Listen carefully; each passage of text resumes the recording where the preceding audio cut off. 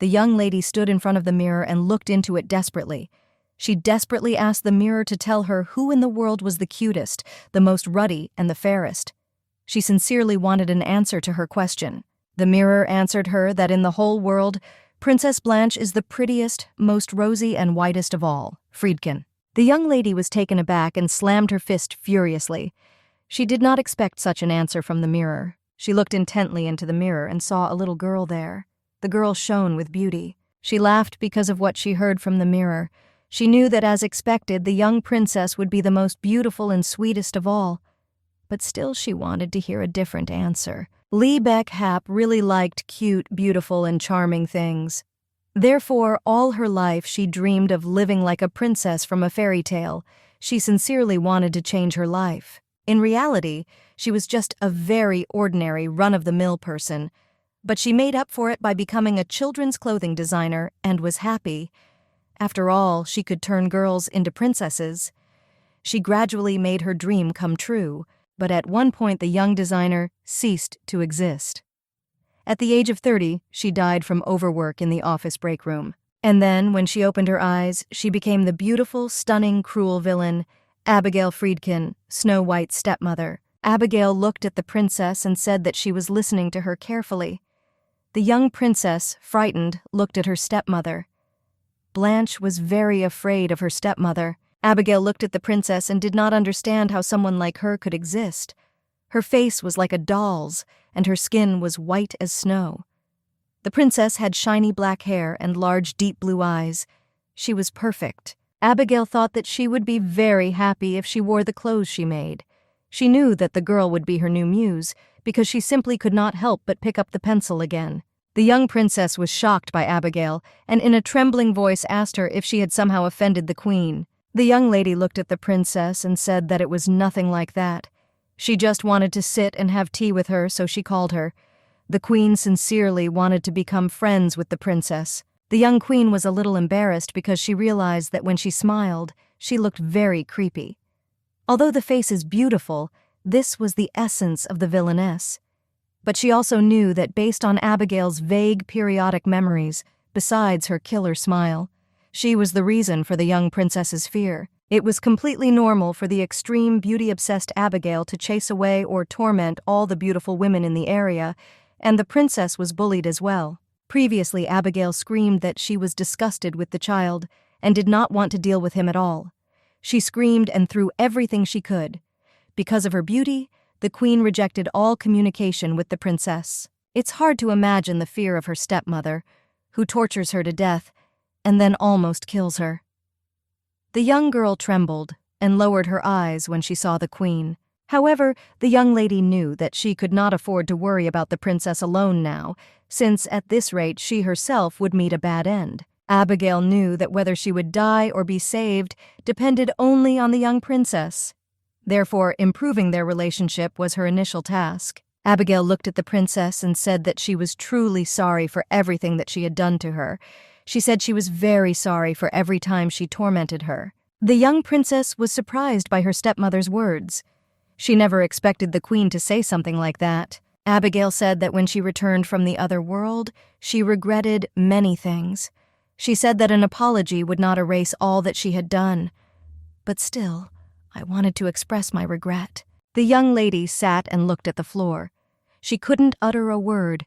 Princess Blanche froze in bewilderment. Abigail knew that a cold appearance definitely suited a villainess, but she didn't understand why she would be jealous of a little child who had done nothing wrong. Abigail looked at the princess and asked for forgiveness for frightening her so abruptly. She really wanted to establish a relationship with the young girl.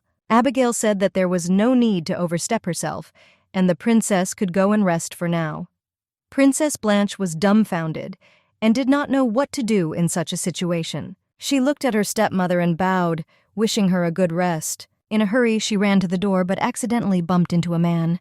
The young princess hit herself and fell to the ground. Abigail was in shock and only managed to shout the name of the young princess. She looked at her and asked if the princess had hurt herself and if she was okay.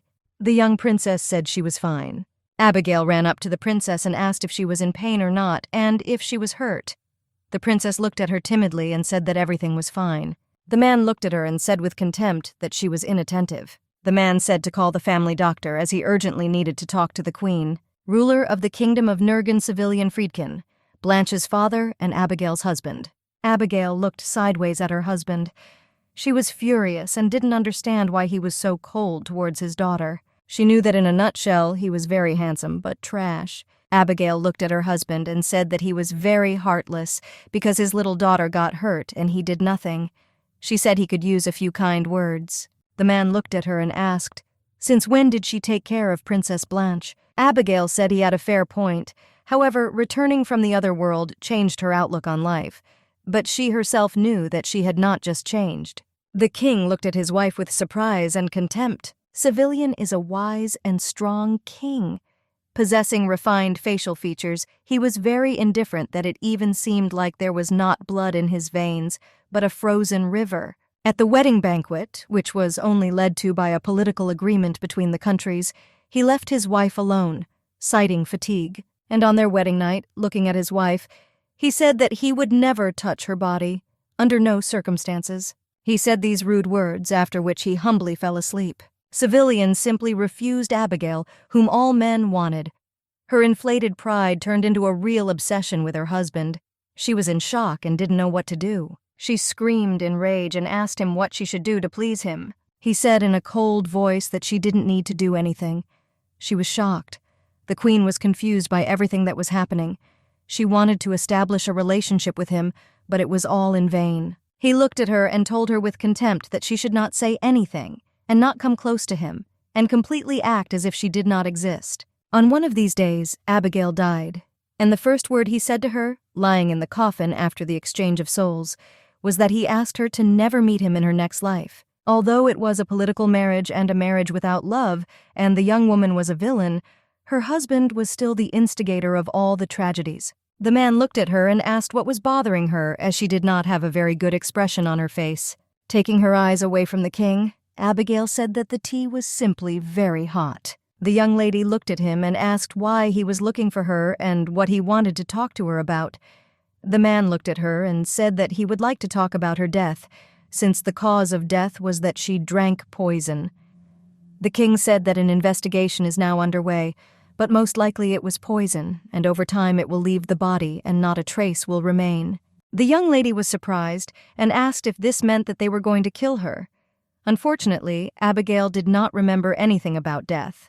The man looked at her and said that he had not performed an autopsy on the body, but most likely it was poison.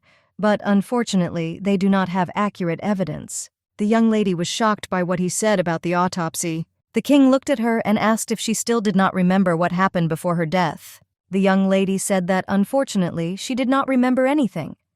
The king looked at her puzzled and asked if she remembered the incident that happened 6 months ago, that she drank poison and fell and was unconscious. The king said that in the end, after this incident, they exposed her, and she admitted that in this way she simply wanted to attract his attention to herself. The queen was a little puzzled by the king's story. He looked at her and asked if it was the same this time. The queen was puzzled and said that she would never sacrifice her life. But in her heart, the young lady knew that most likely the girl did just that.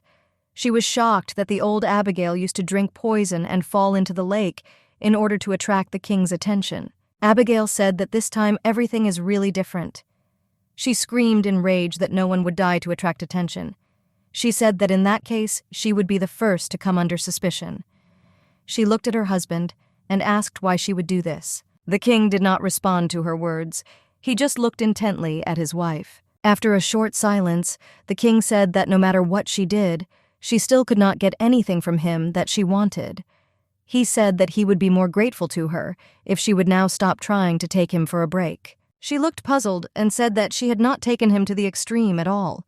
The queen was a little puzzled by his behavior and did not understand what he was even saying. Abigail looked at him and said that, of course, she had managed to do a lot of things, so she fully understands why he says this to her. However, she looked at him and said that she really didn't need his attention anymore. The king was puzzled by his wife's words. He looked at her and asked why she suddenly said that. The queen said that this was no longer meaningful. She looked at him and said that no matter how she begged him for love, she received nothing but sympathy, and she didn't need that. She said that she had thought about everything that happened and had one suggestion. The king looked at her puzzled and asked what proposal she had for him. She looked at him and said with a smile that she would like to live in separate rooms with him. She sincerely hoped that he would agree and let her go. The king was taken aback. He never expected his wife to offer such a thing. It was very difficult for the young lady to sleep and wake up every day in the same bed with an unfamiliar man. But it's even harder to be nervous every time and have nightmares at night. She looked at him and asked with a smile what he would say to her proposal. She knew that the only way for them to exist was to leave him. The king looked at her puzzled and said that he understood everything. He also added that he would order a separate sleeping place to be prepared for her. The young lady was very glad that everything worked out for her. She looked at him and asked if she could ask him something. He was angry and glared at her and asked what else she wanted. The young lady looked down, said that she would no longer require him to play the role of husband. She looked at him and said that he could at least approach the role of a father responsibly. This was her request. She sincerely wanted him to improve and behave appropriately towards his daughter. The king, puzzled, asked if she wanted him to play the role of father. He was surprised by his wife's request, since he knew how she used to feel about Princess Blanche. The queen looked at him and said that he no longer wanted to have heirs.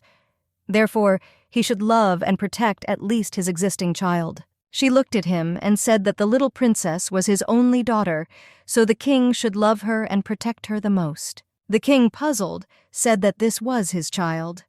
The queen wanted to say something, but he interrupted her and said that this was not her thing, but his, and therefore he would figure it out himself. The queen was shocked because he called his child a thing. She was furious that he considered the child a thing. She simply had no words. The queen stood up in a rage and hit the table. She said that he apparently forgot her name, since she is considered a member of his family. She looked at him and asked angrily whether her surname did not give her the right to at least take part in family affairs. The king looked intently at the queen and did not answer. He was dumbfounded by his wife's behavior. She looked at him and told him to treat Princess Blanche with love. She screamed that this is all she asks of him. The queen looked at him and said that that was all, and she took her leave. She didn't want to continue the pointless conversation any longer. She left, and the king, in turn, gazed after her. He said nothing. He sat for a moment in bewilderment. Approaching the door, she turned around, looked at him, and said that she would prefer to start living separately today. The servants were discussing a hot topic about the fact that the queen lives in separate chambers. One maid said that it was true, and the most interesting thing was that the queen herself suggested separation. Mrs. Norma was puzzled by the queen's behavior. She didn't know what the queen had come up with this time. The young maid was perplexed and asked Mistress Norma if the king and queen stopped living together, not just because of strained relations. Mistress Norma looked at the young maid Clara and said that she was completely new here and therefore did not know anything.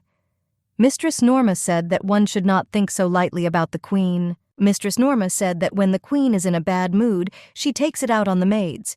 Therefore, you need to carefully monitor your words. Even a slight deviation is unacceptable. So the young maid should dress modestly. Mistress Norma looked at the maid and said that she had better take off her earrings. Mrs. Norma looked at the young maid and thought that she would not even last a couple of days in the palace, since she knew the true essence of the queen. The lady looked at the young maid and said that the queen was calling them. So we had to hurry. With a quick step, they came to the queen and bowed to her. They also asked if she called them. The queen looked at them and said that she wanted to ask them something. Mrs. Norma obediently agreed to answer all her questions, and she also knew that the queen wanted to throw her into hysterics again soon. The queen pointed to 2 pairs of shoes and asked the maids which pair of shoes would best suit the princess. The servants looked at the shoes, puzzled. They thought that most likely the queen was planning to put a button or a needle in them, because they knew who the queen was. Mrs. Norma looked at the shoes, puzzled, and did not know how to answer her. Mistress Norma muttered something in a trembling voice, and the young new maid smiled and said that both couples would be ideal for the princess. Mrs. Norma was shocked by Clara's behavior. She knew that they were finished, and that the queen would definitely flog them. Mistress Norma drooped and trembled with fear. The queen looked at the shoes and said that both pairs would be perfect for the princess, so she couldn't choose one. The maid looked at the queen and said that she could give them both as a gift, since the princess would definitely be happy. The queen thought for a moment and asked if this would not burden the princess. Clara said that nothing like that would happen. Mrs. Norma was shocked and did not understand whether the queen was really choosing a gift for the young princess. The queen and Clara looked at Mistress Norma as they expected her to give them an answer. She looked at them and said something puzzled. She couldn't say a word. Having collected her thoughts a little, Norma said that the princess would definitely be happy with the gift. The young princess sadly looked out the window. Young Clara was having fun and cleaning the library. Another maid looked at her and said that she seemed to be in a very good mood. Clara looked at her and smiled, asking if she didn't look luxurious today. The maid looked at her and said that she is really very beautiful today. Clara smiled and said that the queen allowed the maids to dress as they wished, so she finally immediately bought a new dress and showed off the sapphire earrings. She remembered the queen giving her the jewelry and saying that she was thinking of getting rid of it anyway because she had too much jewelry. So she gave Clara the earrings. Clara looked at her friend puzzled and said that until now she had heard from everyone that the queen was very bad, and that's why she was very nervous. But it turned out that the queen is very good. The young maid said in a trembling voice that, to be honest, she also received a brooch, but she didn't know if she was really allowed to accept it. Clara looked at her friend and said that everything was in order, because the queen herself gave the brooch. Mrs. Norma listened to their conversation and was a little puzzled, because she understood that the queen was like a different person. She remembered how the queen called her to her and apologized. Abigail said that she felt very guilty towards her, and it was very difficult for her. And she also gave her a gift. She didn't know if the queen had really changed. The queen looked at Clara and asked if today was the day for Princess Blanche's new dresses to be fitted. Clara said the queen was right.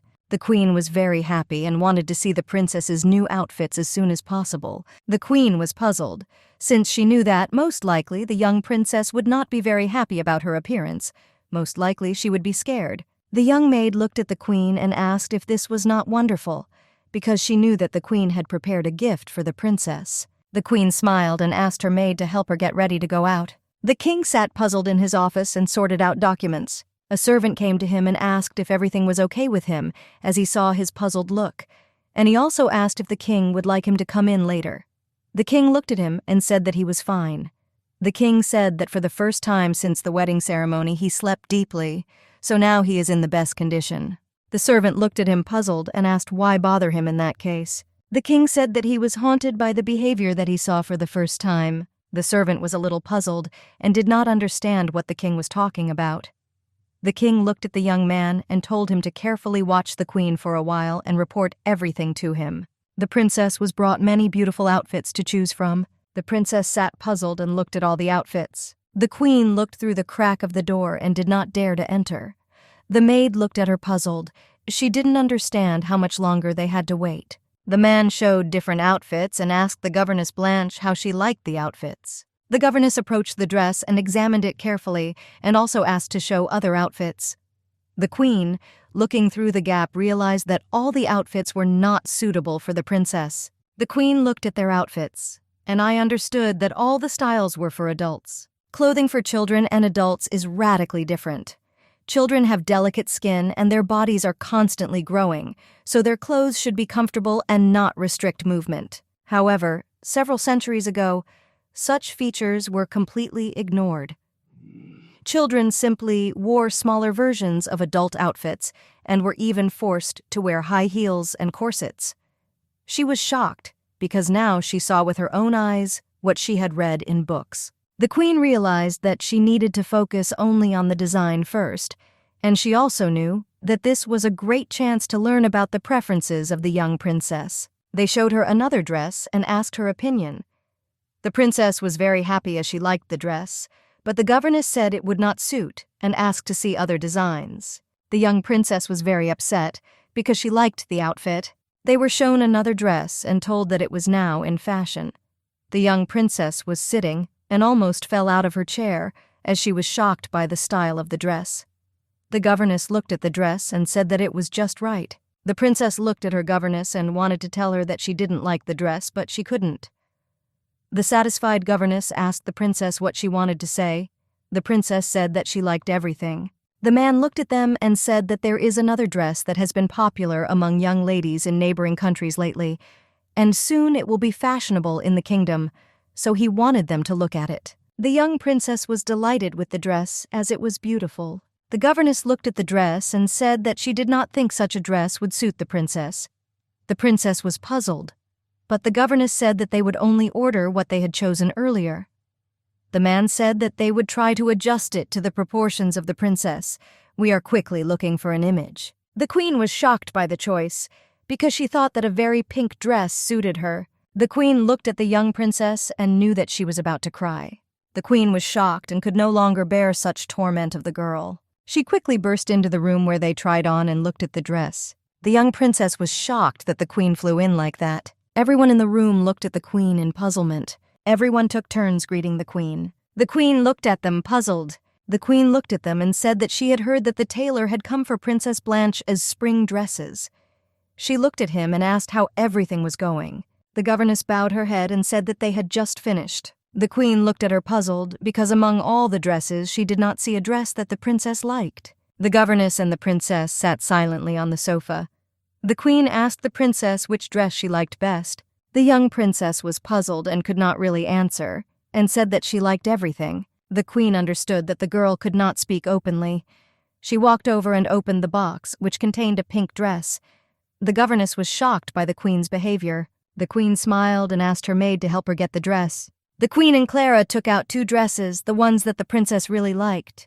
The queen looked at the princess and asked what she thought of the dresses. The princess was taken aback for a moment, because she was shocked by the queen's behavior, but after looking at the dress, she said she thought they were very beautiful. The queen looked at the young princess and remembered what other dresses she liked. The queen looked at the dress with puzzlement and remembered which other one she liked. The smile of the little princess made the queen feel very ill. Everyone looked warily and did not understand what was happening. The queen looked at them and told them to change all the dresses that were in the room for the princess. She said she would buy them all. Everyone present was shocked by the queen's behavior. The governess looked at the queen, puzzled, and wanted to tell her something. The governess looked at her and said with a serious look that she could not order all the dresses for the budget allocated to the princess. The queen looked at the governess and asked her if she had not heard that she would pay for everything herself. The queen said that she would pay for her own budget, so there would be no shortage. The governess and the task queen looked at each other. The queen disliked her, and the governess in turn was angry with the queen because of her actions. The princess approached the queen and pulled her dress. The princess looked at her with her beautiful blue eyes and asked if she was okay. She said she didn't want the queen to be unable to buy a dress because of her. The queen looked at her and said with a smile that everything was fine and she had nothing to worry about. She said that she had a lot of clothes, and that's why she wasn't going to buy more for herself.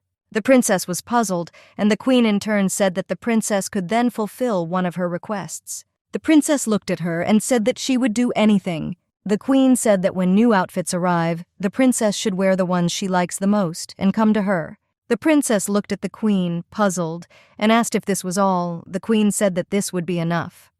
Mentally, the queen thought that it would be nice to take another photograph of the young princess. The queen looked at them and said that she would take her leave. The queen looked at the princess and said that she had brought her the shoes as a gift, and in fact she had originally come to give them. Abigail wanted to quickly give the gift to the princess and see her reaction.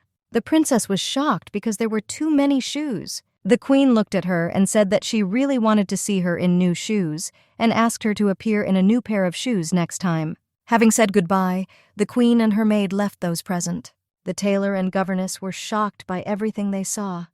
They did not expect such a change in behavior from the queen. The queen was a little puzzled, since she herself did not notice how sorry her heart was. She was a little puzzled because she didn't say anything strange.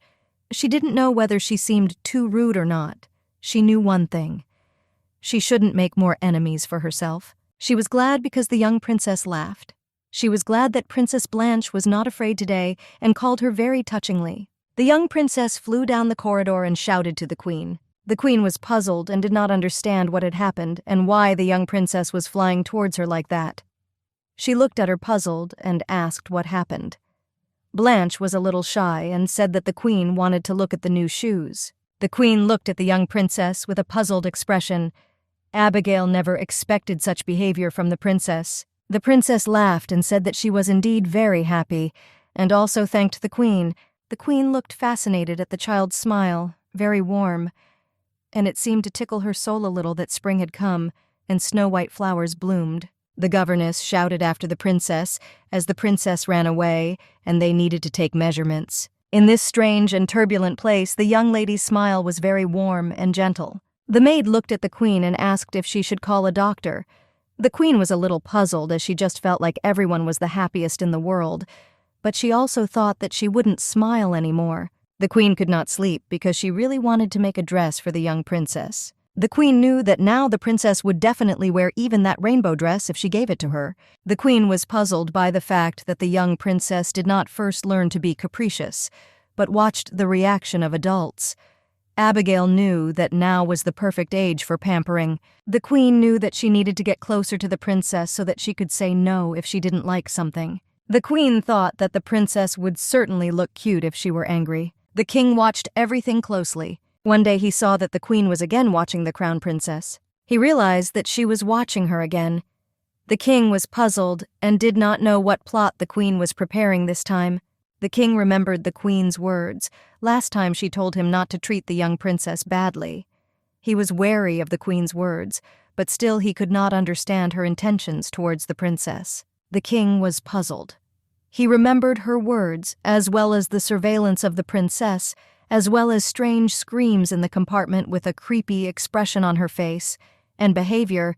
He realized that the queen definitely hated the young princess. The king noticed that Blanche's walk was coming to an end. He looked intently at the queen and did not understand why she was following the princess. He saw that she was carrying a box, and the king also saw her strange expression on the queen's face. He realized that at this moment, she had revealed the true face of her essence. Last week, the queen listened to many stories about the princess and watched her. She also prepared a gift, and now it was all over. Because it was necessary to find just the right moment. The queen wanted to casually give the young princess a gift, but she was very nervous and did not know what to do or how to present the gift correctly. Standing at the door and thinking for a long time about her behavior, the queen finally decided to simply leave the gift at the door and leave. But suddenly she heard a man's voice. The king looked at her and asked what she was doing. The queen was in shock and did not understand what the king was doing near Princess Blanche's room and why he had come at all. The queen looked at him and asked how he was, and she also said that she had prepared a gift for Princess Blanche and was just about to leave him and go away. He looked at her in surprise. Civilian did not expect the queen to prepare a gift, but now he was wary. The king looked at her and told her to give the gift to him. He knew her and thought that this was not just a gift. The king wanted to see for himself that he was right. The queen was upset and would have liked to object to him, but nevertheless she reconciled herself and calmly gave the gift to the king. Opening the box, the king saw a cute toy. The queen looked at him and then looked away and said that it was just a doll. The queen looked at her king and grinned as she realized that he felt guilty for his ridiculous suspicions. But what angered the queen most of all was that the king saw the gift before the young princess. She wanted to think better of the young princess hugging the rabbit. When she rewraps the gift, she decided to forgive the king for his puncture. The king angrily threw the toy on the floor. Looking at the queen, he took his sword out of its sheath. His expression frightened the queen. The king pierced the toy with his sword. The queen was shocked by this man's behavior. She never expected this. She looked at him dumbfounded. Civilian looked at it and asked if it was true that it was an ordinary doll, since he thought there would be a needle or something like that inside. The queen was furious and asked what he had done. She couldn't believe her eyes.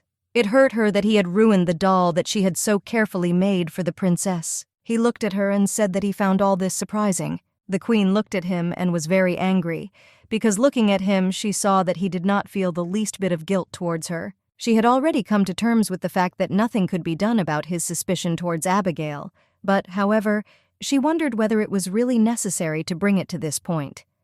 She prepared a gift for the young princess, and she just wanted to make the girl a little happier. Those pathetic remains of the doll reminded her of herself, constantly collecting her broken and torn heart slowly, carefully, as if it were making it precious. The princess suddenly approached them. The queen quickly hid the remains and dolls and, looking at the princess, asked if everything was fine with her. The princess looked at the queen and said that she was fine, and she also asked what it was, since the princess saw the box and the remains of the doll. The queen hesitated, not knowing what to answer.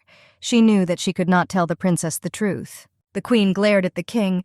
He looked at her, puzzled. The queen knew that even though they had a marriage of convenience, parents should not quarrel in front of the child. The queen looked at the princess and said that this was the doll she wanted to give to her.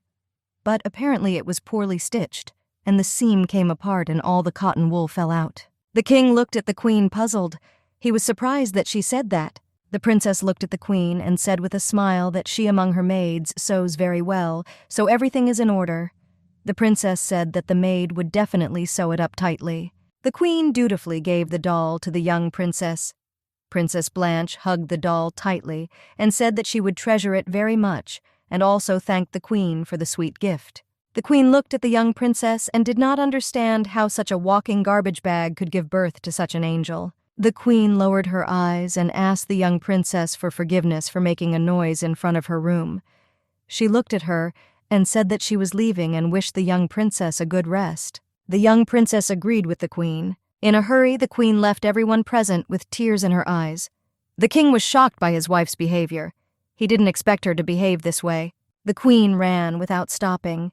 She understood that her behavior was very obscene.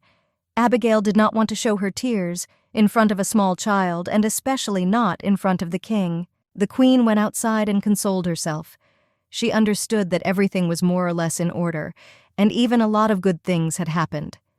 After all, the princess accepted the gift and thanked her, and she also treated him very warmly, but still could not withstand the pressure. Abigail sat down and began to cry. It was hard for her in the new world, and she didn't even have a friend who could understand her experiences and help her cope at all. The king sat and silently looked at the piece of fabric. He was amazed by everything that happened. The servant who approached him looked at the king and asked what he was thinking about.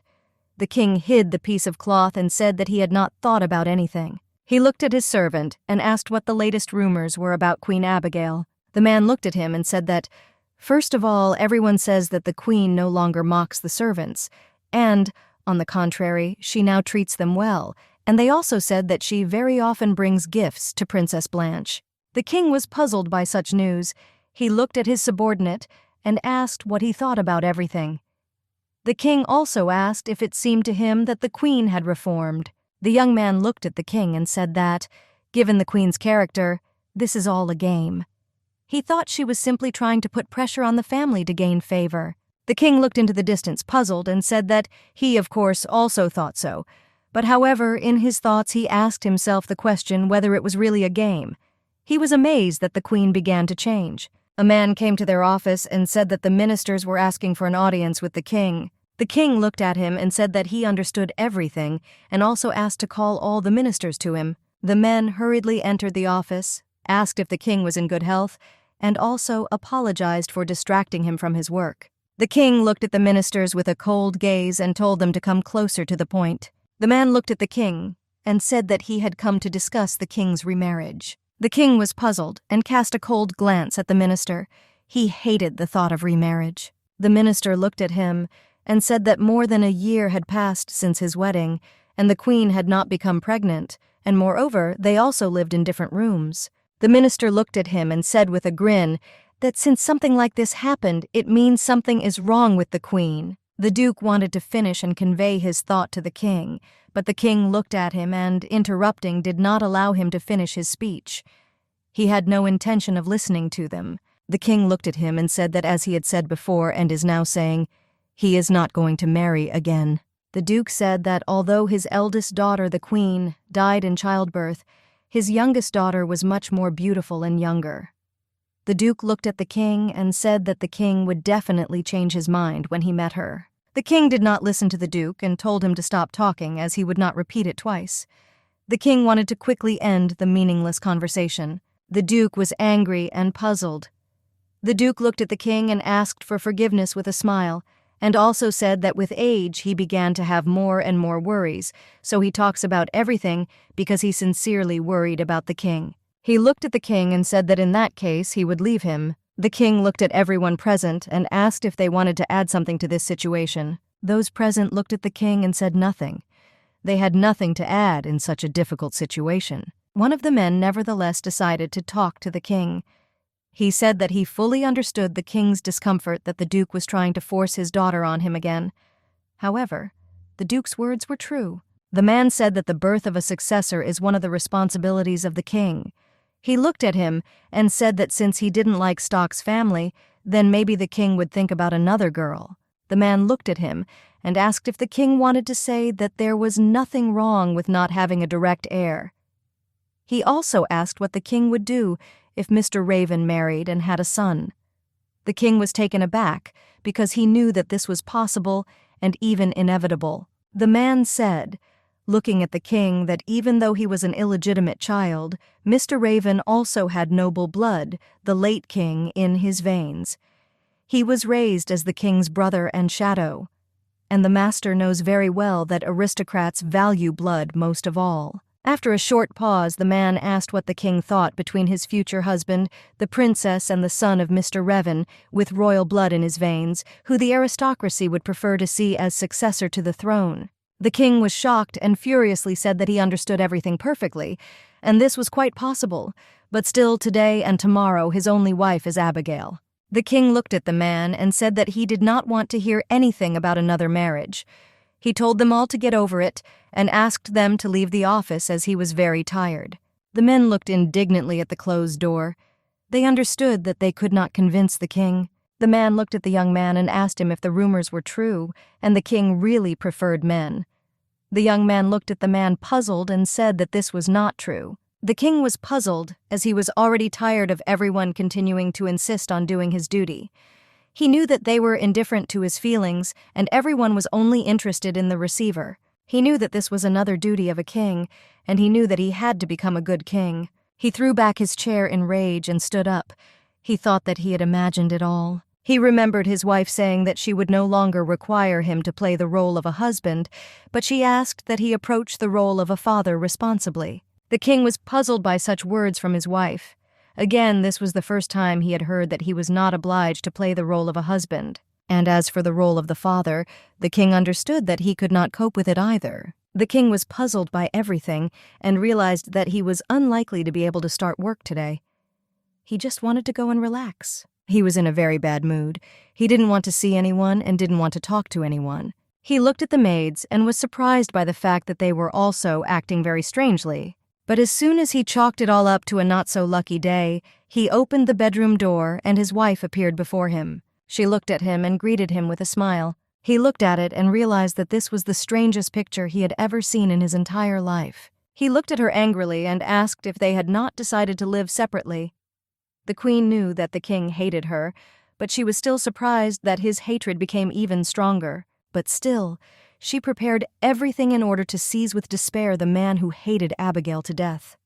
This romantic setting is the king's hell on earth, and the seductive appearance for him is rather akin to the predecessor of being devoured by a demon. She wanted him to suffer like her rabbit, who did not have time to really enjoy life. The queen looked at the man and asked how long he would stand there. The king looked at her and said that she had not changed at all. For a moment, he believed in the sincerity of her desire to live separately, but still he was a fool. She looked at him and said that everything was right, and she at least slightly reduced his suspicion towards her. Therefore, she initiated separation. However, this did not help, and he did not gain even a modicum of trust in her. She looked at him and said that all that remained was to constantly be near him to prove her innocence. She approached him and said that if he apologized for his suspicions, then she would go to a separate room as they had agreed. He looked at her and asked what would happen if he didn't apologize. Abigail looked at him with a grin and said that in that case, they would move in together and she would take off her robe. She looked at him and said that she was now wearing tea-colored erotic underwear under her robe and asked if he had any readings. He was shocked and shook his head in different directions. The queen stood and smiled because she understood that she herself was in no way going to take off her robe, but nevertheless, after much persuasion from the maids, she put on beautiful lingerie. The king looked at the queen and said that apparently he was mistaken. He wanted it to be over as quickly as possible. The queen was puzzled and asked what he was talking about. The king said that he thought that she would demand shared housing, using the incident of today as an excuse. She looked at him and asked why she would do such a thing. She said that she no longer needed his love. She looked at him and said that she just couldn't see even attempts to apologize. The queen, puzzled, said that if he did not want to apologize, then she would not have to come to him every day until he apologized, when suddenly he asked her for forgiveness. The queen knew that the apology was too quick. She approached him and said that his apology sounded like he spat it out of pure desperation. The queen said that you need to apologize from the bottom of your heart and sincerely. The king was puzzled by her words. He understood that she would not leave him so easily. He looked at her and, with a bow, asked for forgiveness for his suspicions, as well as for trying to find out the truth using a rude method, and for basically bringing everything to the point where she was waiting for his apology. She was shocked that he apologized like that. The queen thought that this was most likely the first time he was apologizing to someone. She saw that it cost him to repent, and he immediately became gloomy. The queen was embarrassed, but said that she herself had done a lot of things in the past, which is why the misunderstanding arose, so she wanted to forget everything quickly. The queen walked up to the bed and quickly scattered the petals on the floor, brushing them off and lowering them. Pointing to the bed, the queen said that she would call someone to clean the room. As the queen left, she wished the king a good rest, before I could reach the door. The queen turned to the king and said that she had already spoken several times. But I would still like to say once again that she no longer intends to seek his love. She said that she did not need either power or the conception of an heir. She said that she just wanted to live quietly, without attracting attention to herself. The king looked at the queen puzzled. He was shocked by her words. She looked at him and said that therefore, if he wants, he can even bring another wife. The queen looked at him and said, before the wedding among the strong candidates, Lady Karen from the Stoke clan was probably with her. She said he could accept her and she wouldn't mind. The king was furious and said that he would not marry the daughter of the Stoke family. The queen looked at him and said that it didn't matter to her, and he could marry whoever he wanted from another house. He was furious that she and the ministers were all in this together. He looked at her with fury and shouted that he was not going to marry anyone again. He shouted with rage that now and henceforth she was his only wife. Abigail was shocked and looked at him in surprise.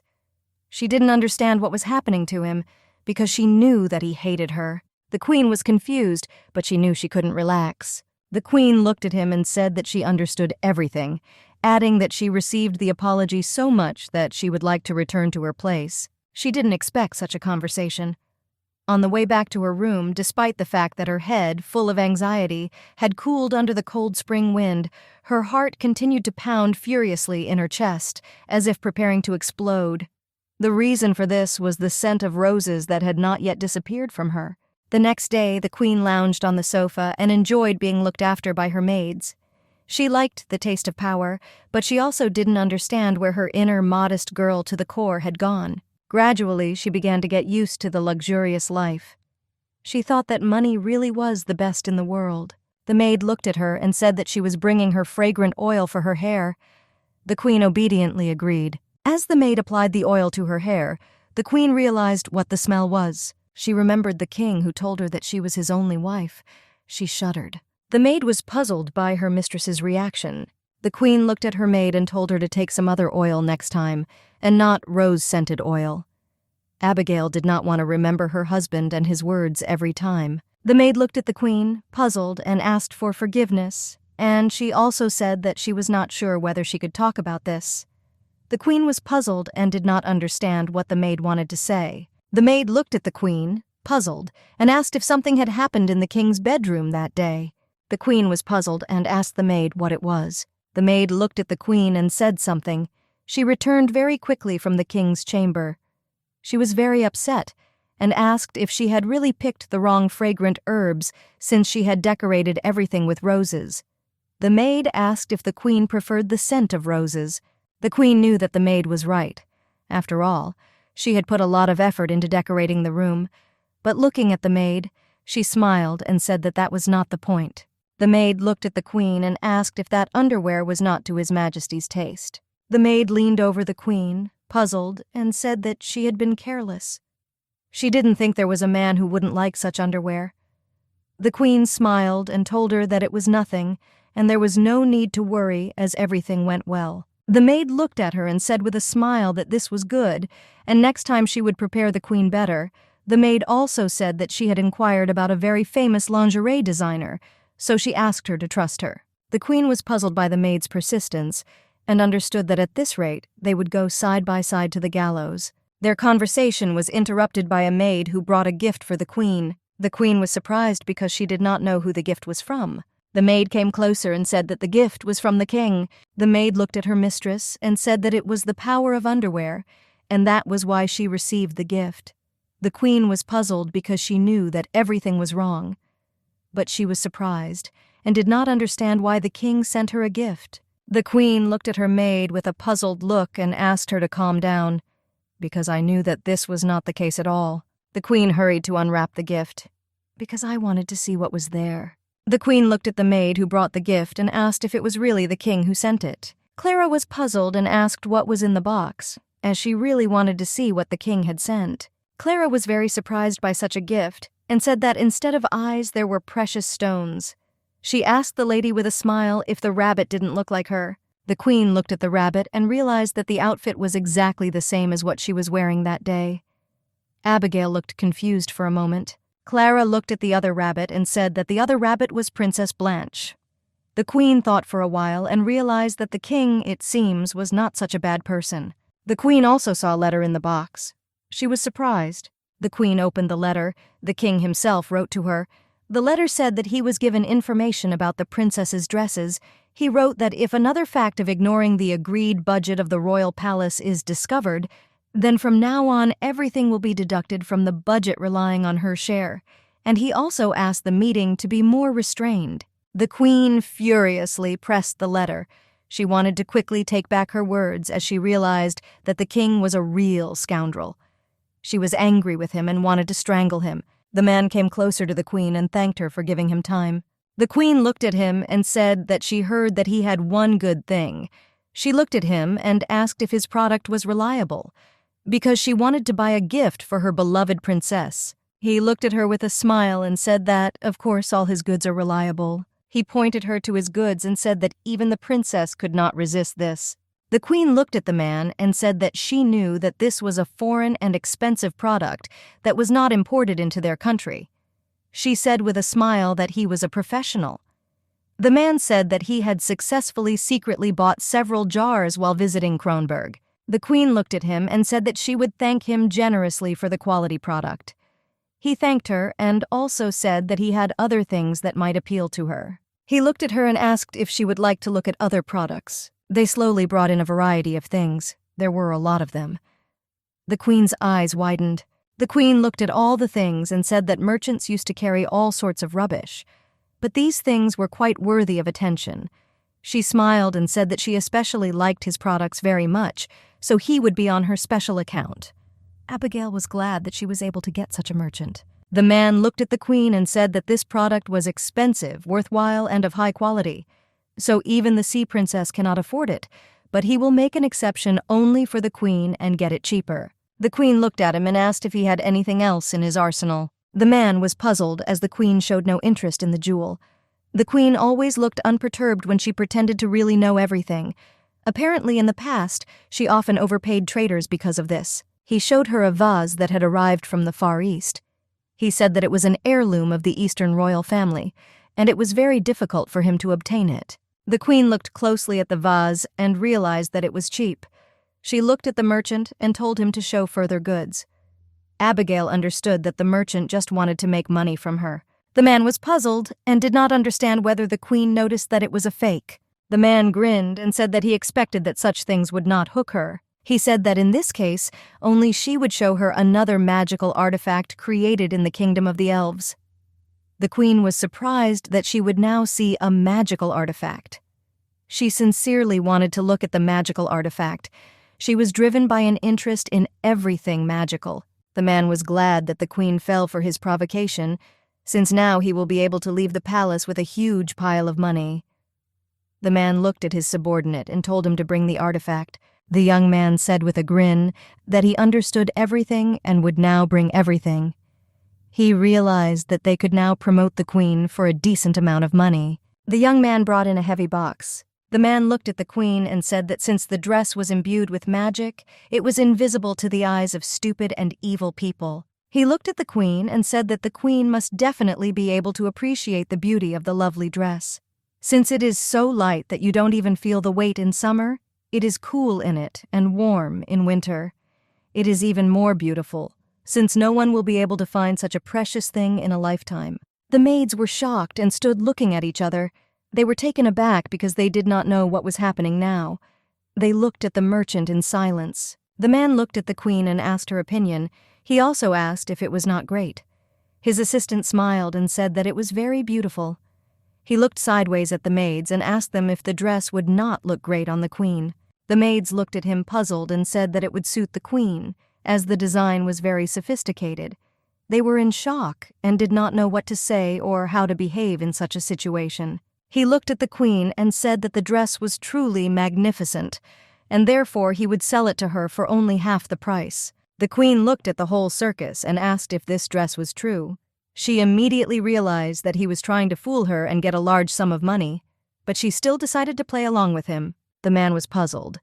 He asked if she really couldn't see him. He knew that the queen was too city and would not be able to say no. He decided that he could outplay her and get a good amount of money. She looked at him and said with a smile that this could not be, and as he said, the thing was truly beautiful. The queen looked at him and said that the situation was very strange, since she had clearly seen a man's formal suit. She decided to beat him. Abigail decided to make sure that he confessed himself and suffered punishment. She looked at him and asked if the suit would suit him better than her woman. She looked and told him to try it on first. Smiling, she said that if the suit fit well, she would recommend it to the king. The man slammed the suitcase with lightning speed as he realized that he was in a hopeless situation, and said that it seemed that he had brought the wrong thing, and next time he would bring something else to her. The queen looked at him and with a smile told him to put it on as it was an order. The man was taken aback and scared. The queen ordered the guards to take the man into an empty room, and as soon as he put on the suit, bring him immediately. The man was shocked. He realized that he had made an irreparable mistake. He was brought to the queen. She rejoiced as he himself fell into his own trap. The queen looked at the man and said that she could see that the suit looked good on him.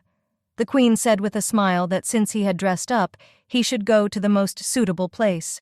The queen shouted with rage that it was sickening to look at him, and she ordered the knights to throw the man into prison. The man, shaking with fear, asked her to have mercy on him.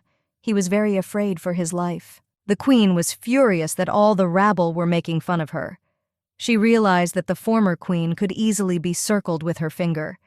She didn't want something like this to happen again. Abigail knew that the merchant must be punished for his stupid actions. The queen was furious because the merchants were offering her all sorts of rubbish, and the trade guild has fallen on bad times because of the queen. She shouted at them because she wanted to buy something cute or something for the princess. The merchant looked at her and said that there was one magical item in mind. The queen looked at him with contempt and asked if this was not an invisible dress. The merchant said that he would never offer such a product. He asked to bring in the goods, in the hope that everything will suit the queen. The merchant said that this magic mirror was created by the fairies themselves. It is also called the Mirror of Truth. The queen was surprised. She did not expect anything like this, and had never seen such a product before. She looked at the mirror and came close. The queen asked the mirror who was the cutest, most rosy, and fairest in the world. She knew what the mirror would answer in advance. Abigail really wanted to hear what she already knew very well. The mirror said in response that she was certainly not the one asking such stupid questions. The queen was shocked by this answer, since she knew exactly what the mirror had to say. But to her surprise, she heard a different answer. Everyone in the room was also stunned by the mirror's response. They couldn't believe their own ears, since no one dared to speak like that to the queen. The man sincerely asked the queen for forgiveness. He said that apparently the servant had brought defective goods, which he pulled out and frantically begged for forgiveness. He was scared because he knew that he would soon suffer severe punishment for such insolence towards the queen. The mirror was furious as the man called it a defective product. He did not want to deal with such an insult in his direction. The mirror of rage screamed and asked if they believed that he, like two things, was created to walk through the hands of all sorts of madams. He was furious and could not stop his anger. The man screamed in rage to be taken away immediately. He also shouted that they should first lock him in the carriage and bring other goods. The men shouted that they understood everything and would now do it. He wanted to quickly take the mirror away and correct the situation as quickly as possible. The queen went to the mirror and said that this did not need to be done. She came closer to the mirror and asked why he called her stupid. The mirror said she was asking absurd questions. He did not understand her or her strange question at all. The mirror said that no one could answer such a subjective and abstract question. The mirror said that there are a lot of people and many opinions of beauty in the world, and for some, she may be the most beautiful. But for some, the girl who stands behind her will be more beautiful. The maids were shocked, and looking at each other, they said that they were ugly, but the queen was beautiful. They were sincerely afraid of the queen's wrath that might fall on them. They wanted everything to end as quickly as possible. The mirror said that for this reason her question is very stupid. The man merchant fell to the ground and, trembling, asked the queen for forgiveness. He said that he would immediately bring another mirror. He, like all the servants, was afraid of the queen's wrath. The queen looked at him and said that she would tear it off with her hands. The man was shocked because he realized that she wanted to tear off his limbs. The queen looked at the mirror and said that she liked it and was buying it. Everyone was shocked because they did not expect the queen to say this. The queen looked at the mirror and calmly asked if it had a name. She wanted to know what she should call him. The mirror said that his name is simply Mirror. The queen was shocked and did not understand who was giving out names so callously. The mirror told the queen to just call him the Mirror. The mirror was puzzled and did not understand who was giving out names in the first place. The mirror thought this was an absurd question. The queen looked at him and said with a smile that she would call him Vérité. The queen smiled and asked what his new name was. She hoped he would like the name. The mirror looked at the queen and said that she was not at all the woman he had heard about. The queen was a little puzzled by this answer. The mirror said he liked the name. The queen looked at him and asked what else he could do besides slander. Verity said that he was smarter than the love of a high-ranking official in the palace. The queen was very happy and said that she liked it very much. She knew that this would be useful to her in the future. The queen looked in the mirror and realized that sometimes she was embarrassed to see her reflection, even though it was absolutely beautiful. She was confused. The queen understood that this was now her face, but still she could not get used to it. When the mirror spoke to her, she was overcome by strange sensations. She was very surprised and frightened because she could not understand what she was seeing. A moment later, she saw a man in the mirror. He looked at her and asked if it was better this way. The queen looked at him and said that this was much better.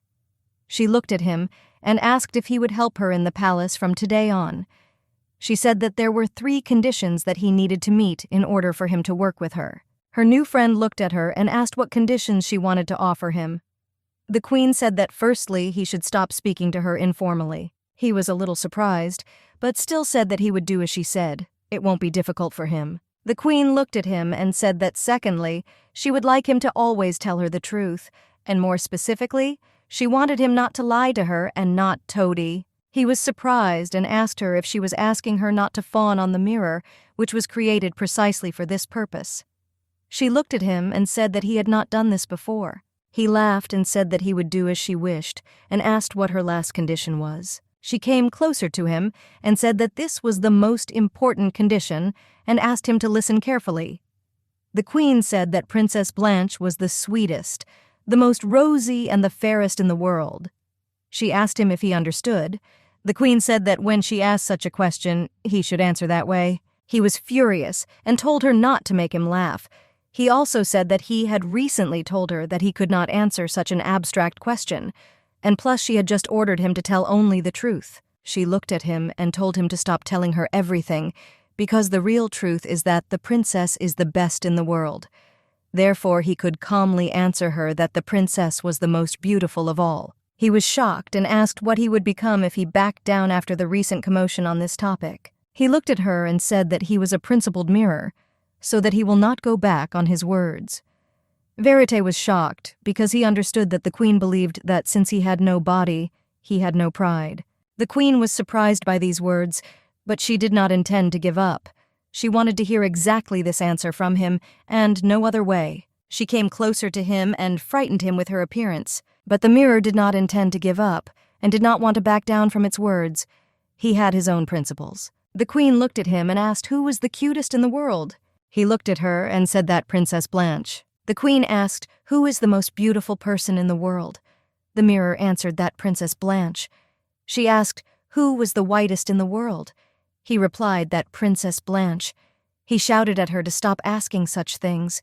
He didn't understand how many more times she would repeat it.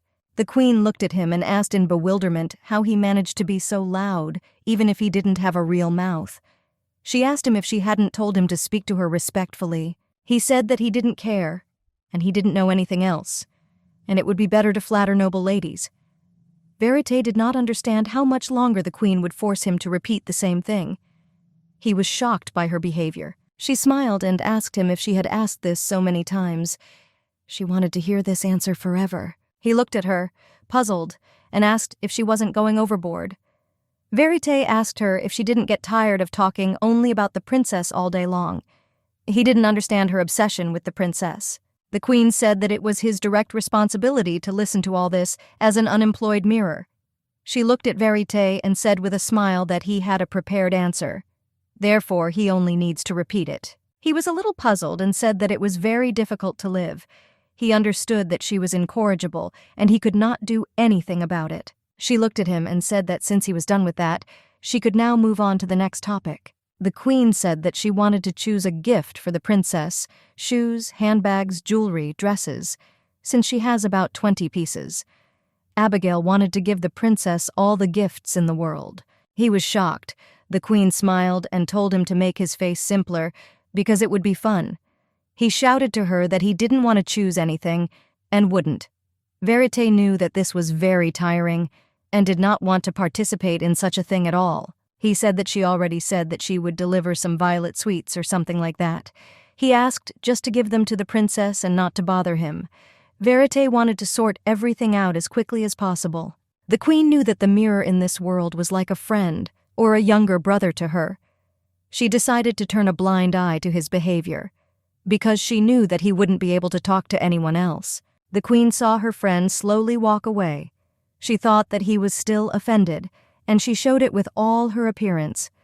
But she knew that he would freak out a little and would come to her. She looked at Verite and said that she was the queen, and also asked where she would find someone else in the palace with whom she could discuss various topics and have fun. She looked at her friend and said that he was the only one she completely trusted.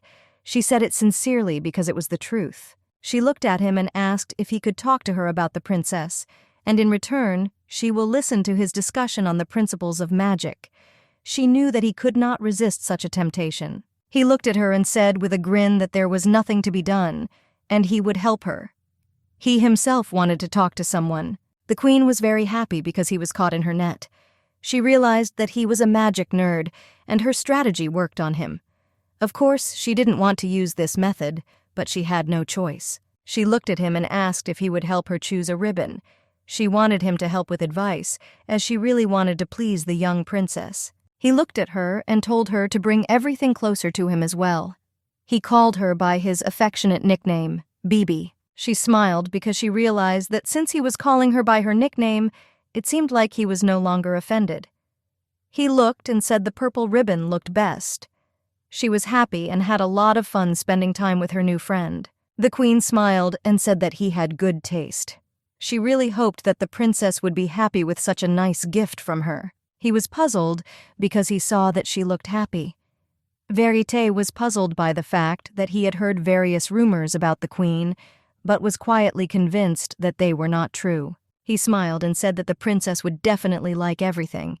He asked who might not like the taste of violet sweets. The queen smiled and said that she would trust the opinion of the smartest mirror in the palace. She told him that she would be back soon and slowly walked towards the princess. The maid looked at the queen and asked what she wanted to give the princess. The queen looked at the maid and told her that she wanted to give the princess violet candies, since they could only be found in Kronberg in her homeland, and they were very tasty. The maid was shocked and said that she had heard about them because they were incredibly delicious. But they are very difficult to get, and they are absolutely not transported abroad.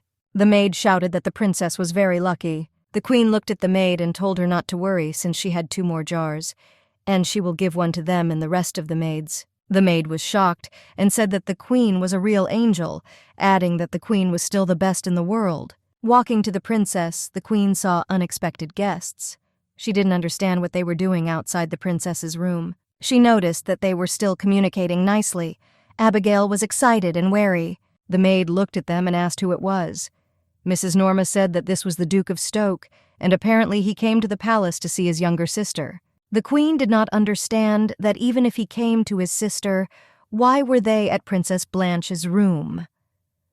The Queen thought for a moment that Abigail's death might be their fault, but unfortunately, she could not confirm this with anything. The Queen watched them closely until she saw them go in different directions. The Queen knew that everything would be fine, and whoever the conspirators were, she would not allow them to realize their plans. She looked at her maids and said it was time for them to go. She wanted to quickly go to the princess. The maid greeted the Queen politely. Blanche was currently having an etiquette lesson, and she also asked the Queen to go in peace. The Queen looked at the maid and asked if she was sure she could come in. The maid, lowering her eyes, said that of course she could come in. The maid knew that she was a queen and could not be contradicted. The Queen looked at Norma and Clara and asked them to wait outside the door for a moment. Entering the room, she saw the princess, who was studying etiquette. The Queen gazed at the young princess. She noticed that the princess looked elegant and sweet. The Queen was very upset, because in this era there were no cameras yet. She sincerely wanted to take a photo of her as a souvenir, because she understood that the princess was the best, as always. Inadvertently, the princess missed the book, and it fell to the ground. The princess was very scared. Her nanny came closer to her and said that the princess was the daughter of the late Queen Miriam. Therefore, she should have the same ideal manners as her mother. The nanny came closer to her and told her to start all over again. Princess Blanche obediently agreed. The princess worked hard for some time, but still made mistakes. The nanny looked at her and said that she needed to carefully monitor her posture, since beauty came from the ability to hold herself.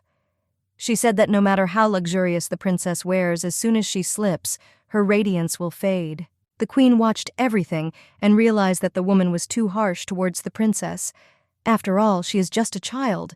The woman looked at her and said that the most important thing for a woman is her beauty. The nanny said that no matter how powerful or gifted a woman is, her opinion will not be taken into account if she is not attractive. The Queen was shocked by the words of the princess's mentor.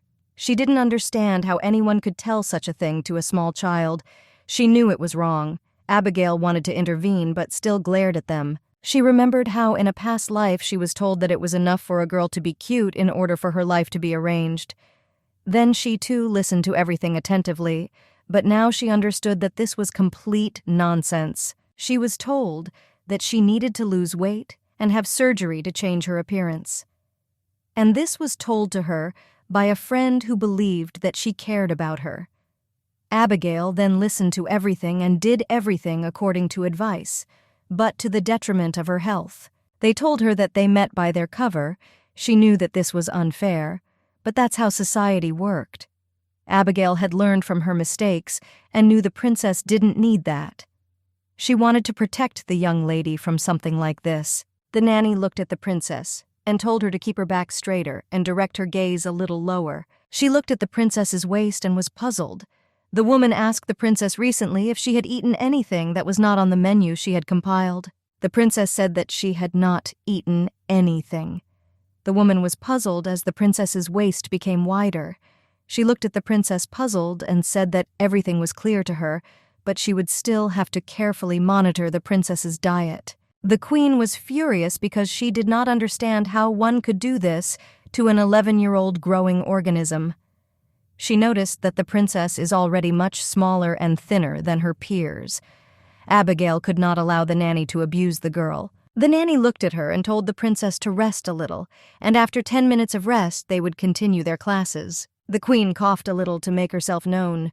The nanny was puzzled by the Queen's transition, but the young princess was very happy. Nanny looked at her and asked what brought the Queen to their classes. The Queen looked at her and said that she had brought something for the princess. Blanche smiled. The Queen gave the jar of gifts to the princess. The princess was surprised and asked what the Queen brought, as she had never seen anything like this before. The Queen looked at her and with a smile told the princess to open the jar. The princess opened the jar and heard a very refined and pleasant aroma. She was very surprised. Princess Blanche was shocked as she heard a sweet and unfamiliar aroma. The queen said that these are violet candies, and in her homeland they are very popular and very tasty. The queen invited the princess to try them. The princess thanked the queen. Nanny looked at her and asked the princess if she was actually going to eat the candy. The nanny looked at the queen and said that the princess needed to limit her food intake. She also said that she sincerely apologizes, but she is forced to ask the queen to take her gift. The queen looked at her and said that she was categorically against keeping a still-growing child on a diet. The nanny looked at her and said that this was all for the benefit of the princess.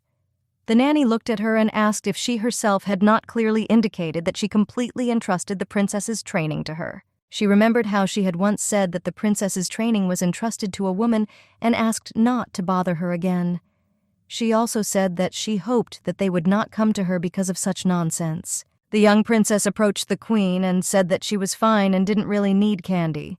She asked forgiveness for acting insatiably. The queen was shocked and did not understand how an 11-year-old child could be brought to such a state. The queen looked at the poor princess and said that if she wants to eat so much, then let her eat everything. The woman looked at her and said that she perfectly understood the queen's desire to please the princess with sweets. But she believed that the princess should not gain weight so that a beautiful and ideal figure would be visible in the dress. The queen was furious and asked whether the dress was more important or the health and height of the princess. She did not understand such absurd thoughts and words of the nanny. The nanny said that, however, as soon as the age of wearing a corset comes, for adults, other noble women also watch their figure. The queen was furious, because she understood that such torment was only for the sake of the corset and outfit. The queen looked at the woman and said that she understood everything. She wanted to smash the woman to smithereens. The queen said that in this case, she would relieve her of the responsibility for teaching the princess. She said that she would hire someone else to monitor the princess's nutrition and health. The woman was shocked, but the queen firmly said that she was fired. The governess did not understand how the queen could even say such a thing.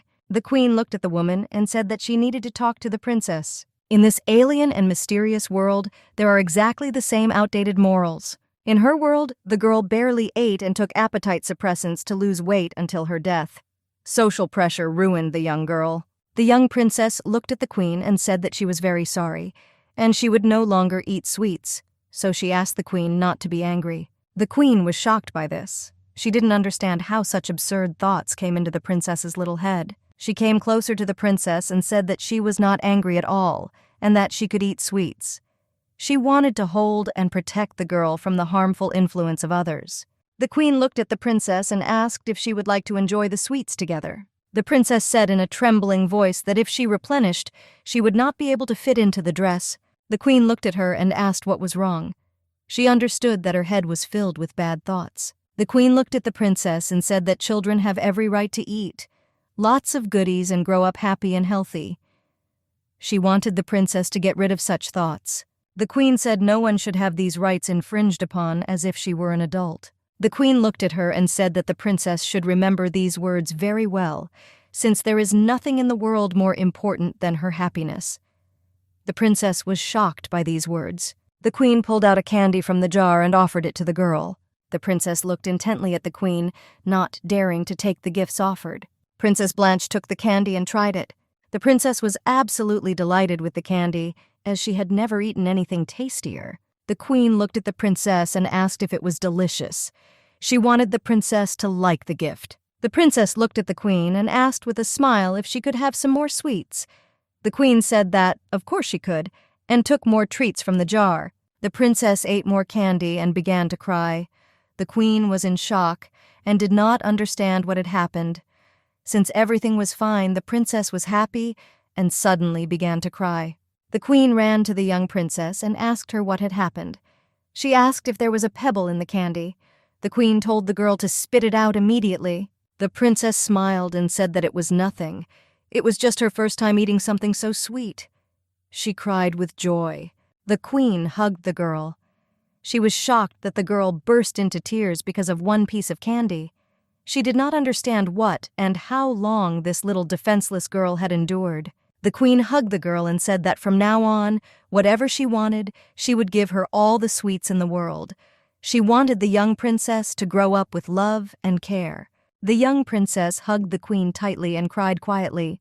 The queen realized that the girl was very small for her height, and her growth slowed down due to the long-term diet. The queen wanted to bring even more sweets the next day, and later bring even more delicious sweets to the little girl. She knew that every day she would bring her sweets from all over the world. She did not want the young beauty to cry at all. Abigail wanted her smile to light up the whole world. After some time, the king and queen were eating together. The situation was tense, and they silently looked at each other. The queen was very embarrassed. She thought that she would soon have indigestion, since she could not even distinguish the taste. She really wanted to eat in silence, but was puzzled by the king calling her. He looked at her and said that he heard that she had a quarrel with the governess Blanche. The king asked if this was true. The queen was taken aback, and she even managed to choke on her food from the unexpected question. She looked closely at her husband. Abigail understood that an unpleasant conversation was about to follow. She was a little puzzled as she wanted silence. She didn't want to talk to him at all. The queen said it was true. Abigail understood that now he would bombard her with questions and reproaches. He looked at her and asked what was the reason for their quarrel. Since he knew the queen, he wanted to know more about the incident. The queen said that the governess did not let the princess eat properly. Abigail had a hard time talking about this topic. The king was a little taken aback and said that the governess told him that she was doing everything for the benefit of the young Princess Blanche. The queen looked at him and asked if it was normal for a young princess to be forced to starve. She said that it was too harsh for the little princess. She was surprised that the king did not understand this. The queen said that, moreover, Madame had absolutely no respect for Princess Blanche. The king looked at her and asked what evidence she had on this matter. The queen said that the woman did not even ask the princess's opinion when choosing a dress for her. The king was puzzled, and after the queen's words he realized what had happened to Blanche's dresses, but he could not believe that the queen had just spent so much money on the princess. After all, he knew that she loved luxury very much. The king said that the governess claimed that she made such decisions for Blanche because she was too young for them. The queen was furious and said that even dogs and cats have their own will. She looked at the king and asked angrily if the woman was saying that Blanche was a person herself, did not know what she liked and what she did not. The king looked at her and asked what she wanted to do next, since they needed to look for a replacement governess. He was interested to hear her answer. The queen said that she did not care who would play the role of the new governess, but she would like the new person to respect the princess and not harm her both morally and physically. The king remembered how the queen told him that she did not need either power or the conception of an heir, and that she simply wanted to live without attracting attention to herself. The king looked at her and asked if he was again unreasonably suspicious. The queen did not understand what he was talking about. He looked at her and asked if she would mind if he brought someone from the Stoke house to act as a nanny. The queen said she didn't care. She just wants the girl to grow up in good conditions, and so that the new person does not force her to starve. The king was shocked by the queen's words. He did not expect this from such a woman. He stared at her with a shocked look for several minutes. The king could not believe the truth of her words. After a few minutes, the king said that he noticed that the queen was very concerned about food. The queen was a little shocked by his words. She felt that such a remark on his part was tactless. She didn't understand if he was calling her a glutton now. Abigail didn't know if he was saying that the way she eats made her fat. The queen was confused and did not understand whether he was provoking her into a conflict. But still, she decided not to fall for his manipulations, since she understood that objectively she was thin and thought that, most likely, he did not mean anything like that by his words. He looked at her intently. He was waiting for an answer from his wife. The king said that he understood her and would immediately remove the governess from her position. The king looked at her and said that the place was free now.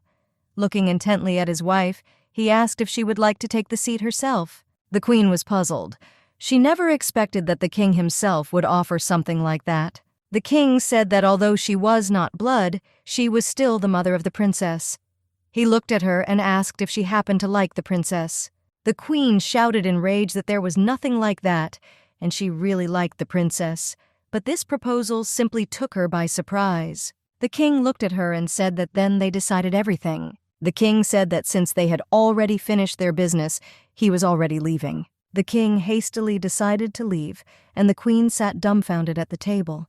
She understood that in this way she would spend more time with her beloved Princess Blanche. The young man looked at the king and asked if everything was okay with him, since he believed that leaving the queen near Princess Blanche could be dangerous.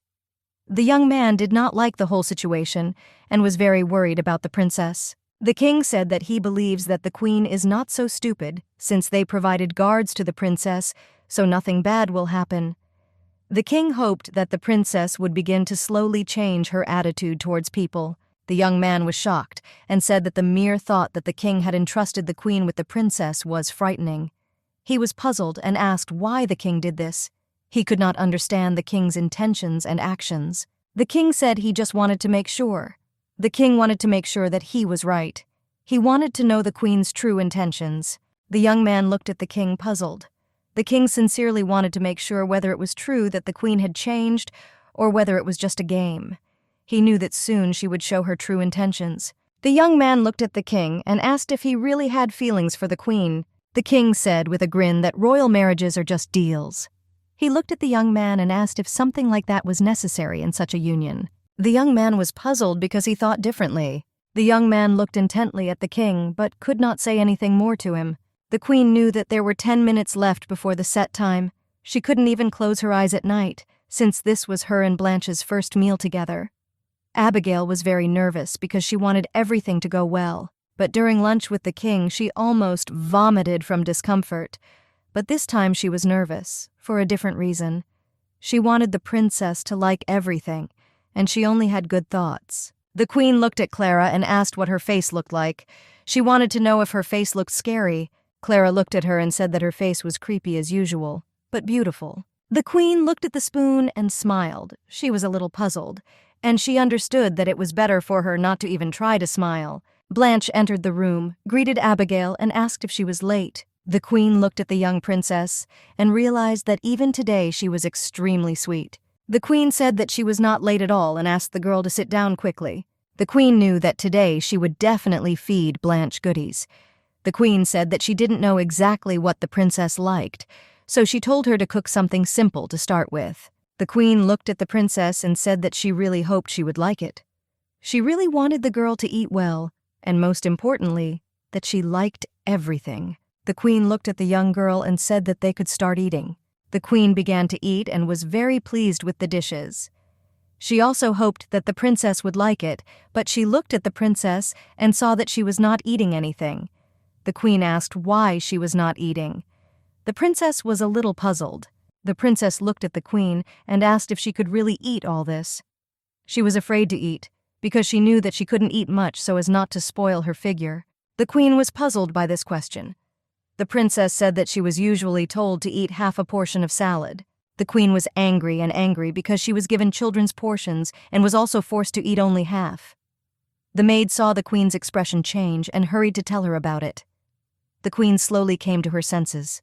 The queen realized her mistake and told the princess that she was free to eat as much as she wanted, and she did not need to restrain herself. And you don't need to force yourself to finish eating. The princess was amazed and happy at the queen's words. The princess slowly began her meal. She really wanted to eat deliciously and was glad that she was allowed. She really liked the dishes. Before their meal together, she had never eaten anything like this. The queen was very happy and satiated with simple contemplation. She realized that grandmothers most likely felt this way during the holidays. She was pleased to see the little girl leisurely eating with a satisfied face. The queen did not understand how people could starve such a sweet child. She realized that the king simply silently watched all the torture of his only daughter. The queen looked at the princess and asked when she had a meal with the king. He did not tell her anything. The girl was puzzled by such a question. She hesitated for a while, not knowing what to answer. The princess said they never ate together, so he didn't say anything. The queen asked in shock. They had never eaten together at all. The princess said that her father always has a lot of government affairs, so they eat separately. Abigail was shocked and angry at the king. The queen did not understand why the king was so cold towards the princess. She knew few rumors about him. The previous queen left the world shortly after the princess gave birth, after which the king kept the queen's place empty for 10 whole years. and it was rumored that all this long time the king was yearning for his late wife. But the queen also heard that the reason the king did not love Blanche was that he blamed her for the death of his beloved queen. But Abigail couldn't understand how anyone could blame such a sweet girl. The queen looked at the princess with a puzzled expression and understood that the girl was not at all to blame. The queen looked at the little girl and asked if she liked the dish. The princess said that she liked everything, and it was very tasty. She was very glad that she could share a meal with the queen. The queen said that since they were almost finished, they could start dessert. She smiled and asked the maid to bring them dessert. Abigail really wanted the princess to eat dessert. Dessert was brought to them, and the young princess gazed at all the treats. The queen started her meal. She tried a piece of dessert and was pleasantly shocked by the taste as the dessert melted in her mouth. She knew that Blanche must also enjoy the delicate taste of the dessert. The queen noticed that the girl did not even touch the dessert. The princess looked at the queen and asked if she could have her portion. The queen looked at her and asked if she liked the eclair. If this is so, then she immediately orders him to bring her something else. The princess hesitated and said that that was not the point, and that it was very tasty. She looked at her and asked if the portion was too big for her. Abigail didn't understand what was going on, and it really upset her. Princess P looked at the queen and said that the dessert was really very tasty, and that's why she really wanted to give it to the queen. The queen was very glad and happy from such words of the young princess. Abigail didn't know why she deserved such kindness from the princess. The queen was shocked and did not understand how the princess could be so kind and sweet. The young princess looked at the queen, puzzled. The queen said that she was very grateful, but her care was enough for her. So, she sincerely wanted the princess to enjoy the eclairs. The queen said she could always ask for more, so she needn't have worried. She pushed the eclair towards the girl and said that she could eat as much as she wanted. The princess looked at the queen and thanked her with warmth in her voice. The queen gazed at the young girl and did not understand how the king could hate such a charming little child. She didn't understand how anyone could hate such a cute creature. The queen was sure that this was only because he had never really communicated. She knew that she could show him all her beauty. Abigail knew that she could make him regret completely ignoring such cuteness. The king was in his study, intently reading a book. He thought that he had not had time to rest for a long time. He heard someone's steps and thought that his assistant had come again. The king, puzzled, told him to go out. The queen came to the king's office and saw him standing at the window reading a book. Without looking up from his book, he asked what it was this time. The queen hesitated a little and asked if she had disturbed him. The king was surprised by the queen's arrival, as he did not expect to see her. He hastily closed the book. The king came closer to the queen and invited her to sit down first. She obediently agreed, because she knew that they had to have a serious conversation. The queen looked closely at the king and said that she actually had a request. The king was surprised and looked closely at his wife. He looked at her puzzled and asked what request she had of him. The queen said that from now on, he should have a meal with the princess once a day, as she would really like it. He looked at her and asked if there was a need for shared meals, since he knew that the princess was no longer a child. He looked at the queen and said that he did not want a stream of childish whims, the future heir to the throne. The queen was furious at this answer. She didn't understand how her father could even say that. Abigail was furious and said that these were no whims. She just wants to strengthen their relationship as father and daughter. He was shocked by his wife's behavior and asked what kind of relationship we were talking about. He looked at her and asked why he needed to do this. The queen said angrily, because they are family and they need to behave appropriately. The king was surprised by this statement from his wife. He didn't understand why she needed something like this. The king looked at his wife and said that although he still did not understand how joint meals and family relationships were connected, but he heard that she often eats meals with the princess when she pleases. He was puzzled and asked why he should join the meal. The queen was shocked and said that he was her father. The king sat for several minutes, averting his eyes, and said nothing to the queen. The queen looked at him and said that of course this did not mean that she would eat with them. She said, puzzled, that she had already said that the king does not need to play the role of a husband. He only needs to be a real father, that's all. The king sat and looked intently at his wife. He was horrified by her words. He looked at her and asked what she meant by being a husband. The queen looked at him, puzzled, and said that it was a sign of sympathy. She said, puzzled, that the duties were related to the bed. The king looked at her and asked how she came to the conclusion that she no longer wanted attention. The queen was shocked by this question. She didn't know how to answer such a question. The king looked at her intently, and the queen, in turn, could not answer anything. She shouted with rage that she was not his wife. Of course, she wanted to shout like that, but she didn't shout. The king looked at her and asked if she had taken a lover. The queen was puzzled and asked what he said, as she did not seem to hear. The king said that he would not reproach and would not interfere if she wished to bring a man as a favorite. Kroll said that even if she gets pregnant, he will accept the child as his own. The queen was shocked by her husband's words. He lowered his eyes and said that it seemed to him that this was even a profitable agreement. The queen was shocked. His words made her very angry. She looked at him angrily and asked what he just said. The king was frightened by her expression. The queen said that she goes out of her way to avoid getting into some kind of shameful situation. She did not understand what other favorite was and who the king took her for. The queen shouted that even if their marriage was a cover, she still remained his wife. The queen did not understand how he could insult her so much. She didn't understand how he could say something like that so frivolously. Yes, and also to his own wife. Broken by despair that she could only watch him from afar. The king looked down, puzzled, and said that it just came out of his mouth, since lately he has been making mistakes in relation to her too often. The king is puzzled by the whole situation.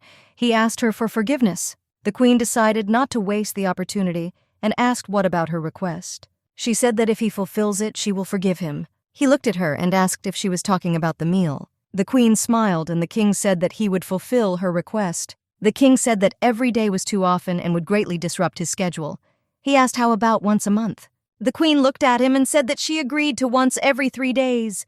The king asked maybe once every 2 weeks. The queen said that once every 3 days would be enough. The king said he could only do it once every 10 days, but the queen was determined to do it once every 3 days. He began to object to her, but looking at her he saw a girl behind whom a gladiator was standing. She was serious. She looked at him and with a menacing expression on her face said that once every 3 days and no more. Looking at her, he couldn't help but laugh.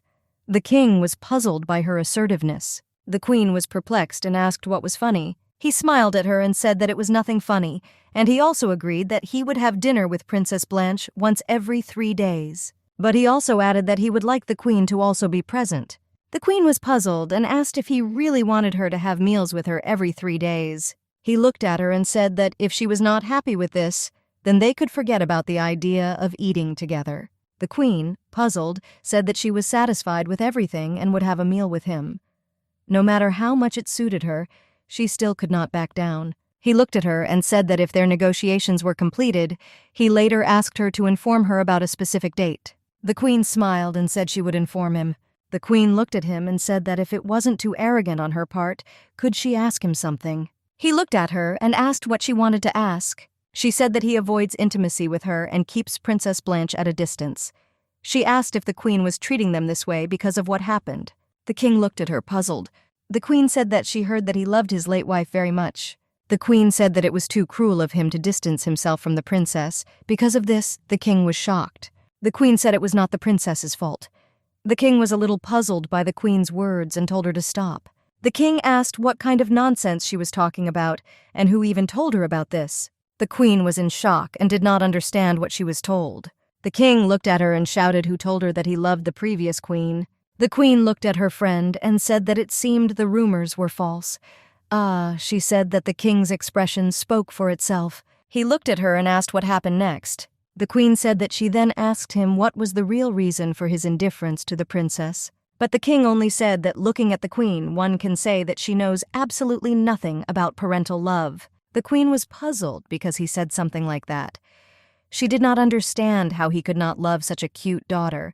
She did not understand how his own child could not touch him. She was furious and did not understand anything at all. She did not understand, just as then, instead of the queen, it had been empty for so many years. He looked at her and said that he did not know the answer to this question, and her friend also asked why she did not ask about it herself. The queen said that the atmosphere was not the most suitable for such a question. It seemed to the queen that the king at that time looked as if he was ill. He looked at her and said that he had heard several rumors from the palace and they could be clues to the reason. He said that this was such an unpleasant story and also asked if the queen still wanted to hear it. The queen was shocked and said that she definitely wanted to listen to the story. She looked at her friend and said that he was only in her room.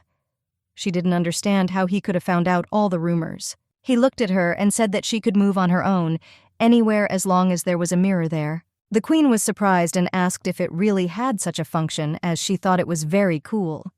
Abigail looked at him and asked if he could record, because if it could record, then it was a real security camera. He was a little puzzled, but the queen quickly told him to forget everything. She looked at him and said that was not the point, and they were completely off topic. She looked at him and asked him to share the rumors with her. Verity said that firstly, people call the king extremely cold-blooded and heartless since he imprisoned his mother with his own hand, after which he himself became extremely indifferent. He believed that it was quite natural that such rumors should arise. The queen was a little puzzled and said that she had indeed heard something like that. She said that he seemed to have thrown her into prison on suspicion of plotting to overthrow him from the throne, and when the queen began to actively interfere in politics and build up military power. The queen said that, however, she still would not call him so without passion. She looked at her friend and asked what other rumors were circulating about the king. The young man said that it was not a pleasant thing to say out loud. He didn't really want to tell her everything. He said that Blanche may not be his daughter. The queen looked at the mirror in shock. She looked at him and asked if the queen was having an affair.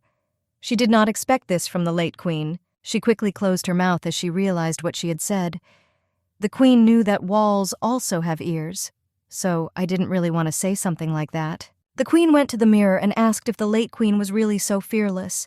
She was shocked by the queen's actions. The young man said that there is no evidence of this and these are just rumors. He said that this could very well be the reason for the king's hatred of the princess. And moreover, they said that after the incident with the queen, the king spent more than 10 years alone due to his distrust of women. The queen said that if this is true, then everything is logical. But no matter how you look at it, Blanche was a copy of the king, and there is no doubt that she is not his daughter. The young man said that she could be with someone who has similar features. The queen was puzzled and did not believe what she had just heard. He looked at her and said that he was talking about Revan. She was in shock and shouted that this was some kind of soap opera because she could not believe that her wife was playing tricks with her brother from another mother. She was puzzled and knew that she would never have thought of going to Santa Barbara like this.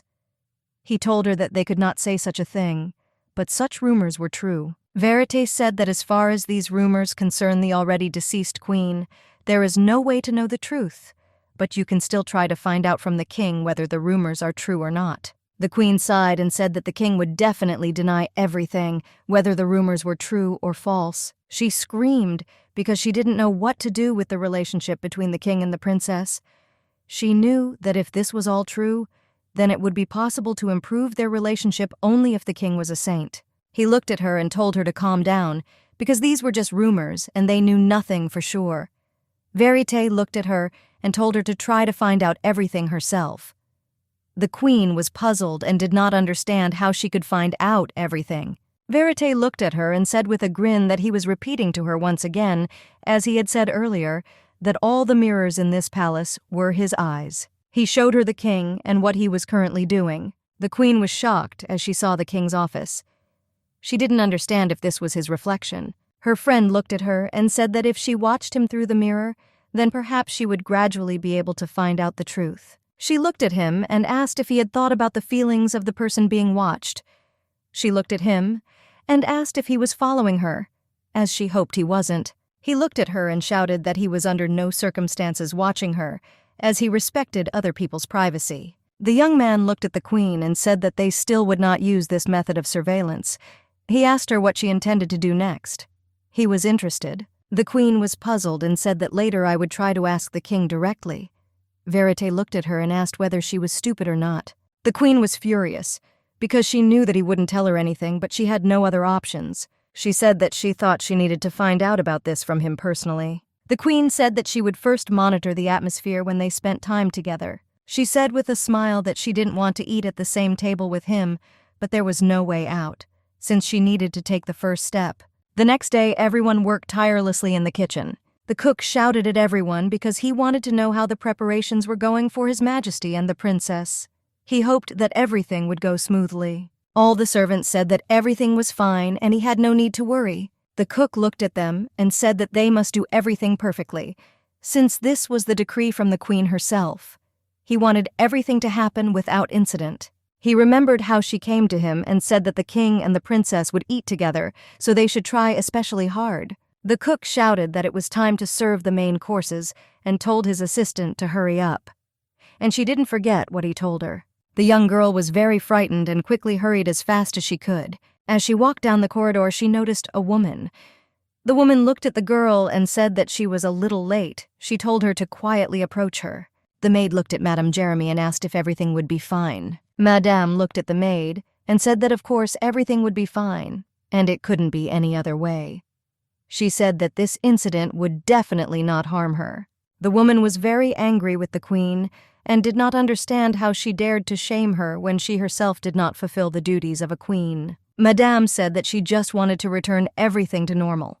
Lately, everything has been calm, but one tiny mistake and all trust in the king will instantly collapse. The maid asked Madame to quickly finish her business, because if she doesn't serve the dish before it cools down, she will feel very bad. Madame saw the humble dish and thought that this must be a dish for the princess. She opened a jar with unknown contents and poured it onto a dish. Madame pointed to the dish to the maid and told her to serve this particular dish to the princess. The maid was a little puzzled and asked what Madame sprinkled on the dish. Madame told the maid not to worry, as this was just to regulate the princess's appetite. Madame looked at the maid and asked if she would like to try it. The maid tried it and was surprised because she realized what it was. She realized that there was nothing wrong with this. Madame looked at the maid and told her to hurry up, otherwise the dish would really get cold. Madame hid the same bottle in the queen's room, and the first thing they would suspect of the incident, of course, was the queen. She knew it was just a little commotion. Slowly, the maid set the table and served the main dishes. The princess was very happy, and I hoped that everything would go perfectly. The maid looked at the young princess.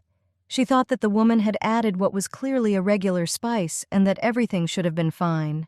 The queen looked at the dish and asked for attention, because it seemed to her that they had mixed up the plates with the princess. The king looked at her and asked what was wrong. The queen said that it was nothing special, she just didn't like asparagus, so she asked her not to put it in. The maid was taken aback because she remembered that the chef had told her about this. The queen looked at everyone present and said that they could start eating while the food was still hot. The maid exhaled because, thank God, nothing happened. The queen was pleased with the prepared dishes. She was very pleased that the spices were felt stronger this time, and everything was prepared perfectly, as always. The queen knew that she needed to put down her fork as soon as possible, since recently her dress had become too tight for her. Therefore, she will have to go on a diet, although she told Blanche that the figure is not important. But still, she was puzzled. She was still afraid. But she knew that what was most important was the inner world, not the appearance. But she knew that only beautiful people have the right to speak like that. If she had said something like that in a past life, they would have only laughed at her. She knew she was damn lucky to be reborn in such a beautiful body, but still, she knew that if she gained a lot of weight again, they would start looking at her from under their foreheads again. As a result, although her appearance was different, she still couldn't change even a little from the time when she criticized herself because of other people's opinions. The queen knew that she did not need to think about it now, since it was the best time for tea and casual conversation. She noticed that the king was simply silently drinking tea and being silent. Abigail was angry with him. She knew that she would have to diffuse such an atmosphere herself. The queen looked at the princess and said that the dress suited her very well. She looked at the king and asked if he agreed with her opinion, since she claimed that the princess was simply lovely. The king looked at the young princess and said that she was lovely in this dress. The queen said that the princess always looks lovely, but today she is especially charming. The young princess looked a little embarrassed as she looked at the princess. The queen saw wings behind her. The queen was perplexed because she saw the wings. She rubbed her eyes because she thought she was just imagining it. Everyone was perplexed. The king looked at the queen and asked what happened to her. The queen was puzzled because she definitely saw wings. She looked at the young princess and said that nothing had happened and that she was fine. The queen, in turn, felt a little strange and dizzy. She noticed that she was not in the same mood. As always, she was much more cheerful. The princess looked at the queen and asked if she was okay. The queen looked at the princess and said with a smile that she was beautiful and charming, as always. The queen said with a smile that the princess was cute, as always. She thought their Blanche was just like a fairy. The king and princess looked at the queen with a puzzled look. The queen looked at her and glanced briefly at the king. She asked if his princess wasn't cute. The king was puzzled by his wife's behavior and said that the princess was very sweet. The queen looked at him and asked if he could repeat it again. The king looked at her and said that he thought the princess was very sweet. The queen was very happy and shouted that this is exactly how it is, and their Princess Blanche is the sweetest in the world, and she has a heart of gold. For a moment, the queen looked down. She said that the princess had to go through a lot of hardships and had to endure such things at such a young age. She knew it must have been hard for her. The princess looked at the queen with her big blue eyes, puzzled. The queen looked at the king and asked with rage why he did not give such a lovely daughter love. She told him to look at her, since the princess was like a real fairy and she even had wings. The king and the task looked at his wife and could not understand what was happening to her.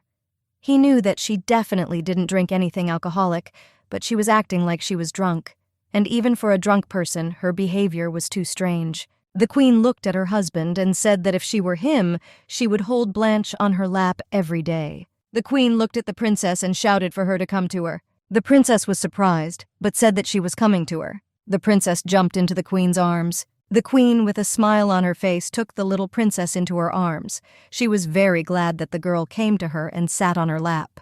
With tears in her eyes, the queen asked the young princess why she was so lovely. The king was surprised by his wife's behavior. He looked at her and asked why she was crying. The queen sighed heavily and said that she wanted Blanche to like her back, and she didn't even know what to do. The queen said as she hugged her sweet princess that she was very cute and rabbits were cute too. The princess looked at the queen and asked if she was okay because she saw that she was behaving differently than usual. The queen, in turn, screamed and hugged the princess tightly. She screamed with joy that she had a real fairy in her hands. The king was shocked and realized that the queen had clearly reached the stage where she did not even hear what was being said to her. The king looked at the princess and told her to come to him. The king took the young princess to a servant and asked to be shown into the room, and he also asked to bring the court doctor. The servant said that he would do everything immediately. The king approached his wife and asked how she was feeling. He was very worried about his wife. The queen said that, of course, she was perfectly fine, and she also began to mutter something inaudibly. The king was shocked by her behavior. The king noticed her condition and thought that she was not at all okay. The queen came closer to him and looked at him intently. He noticed that her eyes were pure violet. He didn't understand if they had always been like this. He was embarrassed for a moment. Unexpectedly for the king, his queen cupped his face with her hands and looked at him intently. He was shocked by this behavior, and he was frightened by her actions. She pulled him closer to her.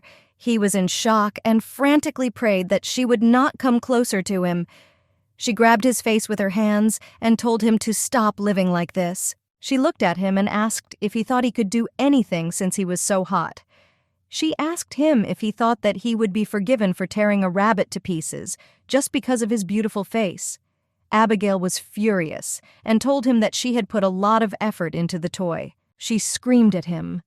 She looked at him and asked if he thought that since he was a king, everything was allowed to him. She looked at him and asked what was so difficult about sharing a meal with her daughter since they had never eaten together. Abigail didn't understand why he was so opposed to communication. The king began to shout at the queen and said that she had gone too far. The queen did not hear him, and she said that he and his daughter were still family. She lowered her eyes and said that it would be very wonderful if they got along. She sincerely wanted them to get along. Even in this state, she was talking about the princess. A servant entered their room and was stunned by the sight. He couldn't understand what was happening.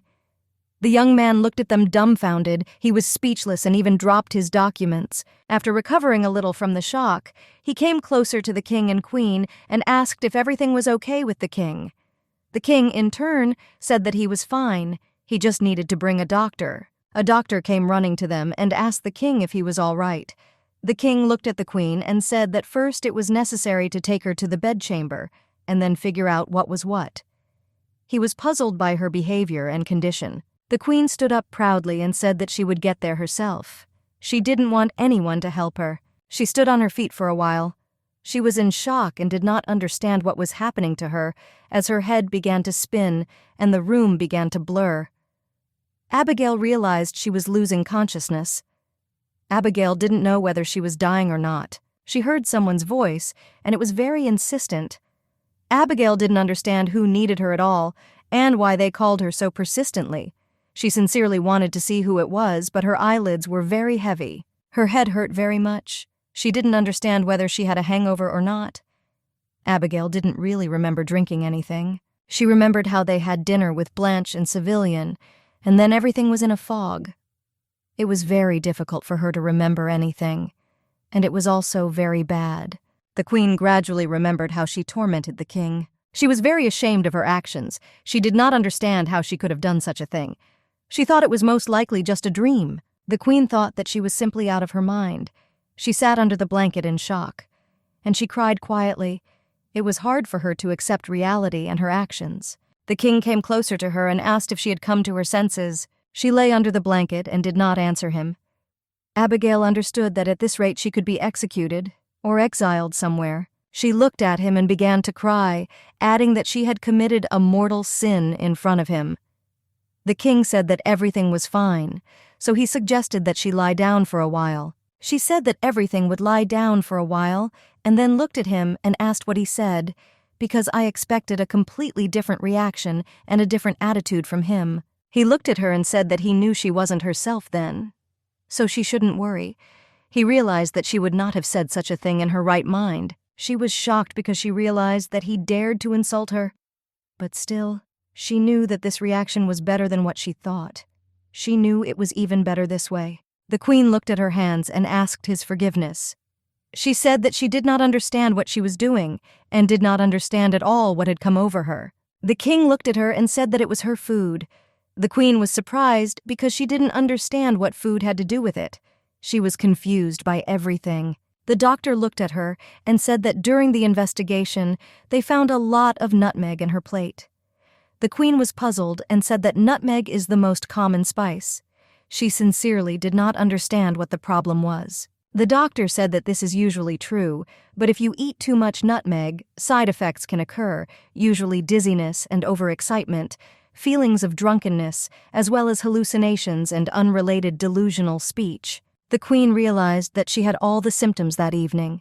She was in shock and did not understand how this could happen. She was shocked because she could not think that this could all be because of some unfortunate nutmeg. The king looked at her and said that he had decided to execute the chef in a week. He said it doesn't matter what happened or whose fault it was, but they still dared to harm the royal family. The queen was shocked and asked him if this was too much. After all, it was just someone's mistake. She looked at him and asked if he could laugh a little sentence. The king was at a loss. He couldn't understand why she was acting this way, and most importantly, why she didn't understand that he dared to harm the queen. He looked at her and asked how such a punishment could be too much. The queen said that perhaps he did not do this on purpose, since she thought that everything was fine with her. Abigail looked at him and asked him to have mercy on the chef. She also said that she would be very sad if he executed the chef. The king looked at her and said that he would temporarily postpone his punishment. The queen was very happy because she saved the chef. The king looked at her and said that the princess wanted to see her. He looked at his wife and asked if he should let the princess see her. The queen did not have time to answer him. The princess ran into her chamber and asked if she was okay and if she was in pain. Princess Blanche was very worried about the queen's well-being. The queen said that everything was fine with her, and she also asked for forgiveness for having behaved so indecently with her. She said that she was sincerely sorry because she thought that the princess was scared of her. The princess looked at her and said that she was fine and was not afraid of anything. But she also wanted to know something. The queen was puzzled. Abigail asked what she wanted to know. The princess looked at the queen confusedly and asked if it was true that she liked her. She was glad to hear such words from the queen, but she doubted that it was true. The queen was very pleased with this question and said that it was true, and that she really liked the princess very much. For a moment, the princess beamed with happiness. She was very pleased and happy at heart. Princess Blanche looked at the queen and said that she had one request then. The queen looked at her and asked with a smile what request she had. Princess Blanche looked at her and shyly asked her, when she recovered, Would she agree to take a walk with her? The queen looked at the princess and said that when she gets better, they will definitely take a walk together, adding that she will try to get well soon. Abigail was in seventh heaven. For a moment, the queen was glad that she was ill, because of this they were able to become very close. The doctor came closer to her and said that the queen had just recently woken up. Therefore, it is better for her to remain on bed rest for several days. The queen was upset by this news. The queen looked puzzled at the doctor and said that she was fine, and with the princess next to her, her head was clearing up and didn't hurt at all, when suddenly a burst of pain washed over her. The king looked at her and said that she had better rest, and he also said that Blanche needed to leave the queen's chambers. Blanche sheepishly agreed with her father and said that she would go, and the queen needed a good rest. The queen looked after them and said that she was really fine. She wanted to stay with the young princess as long as possible. For a moment she lay down on the bed, puzzled, and swore at her husband, since he was slow-witted. Abigail was happy and wanted to talk to the girl a little more. The queen was puzzled that nutmeg was such a dangerous spice. She actually had a headache and thought for a moment whether she should rest for a while. She heard her friend's voice. He asked if everything was okay with her, and if she was alive. Abigail was very scared and yelled at him because she didn't expect him to come to her. He looked at her and asked how she was feeling. The queen was surprised and asked Verite how he got into the small mirror. The queen took the mirror in her hands and said that now she feels quite tolerable.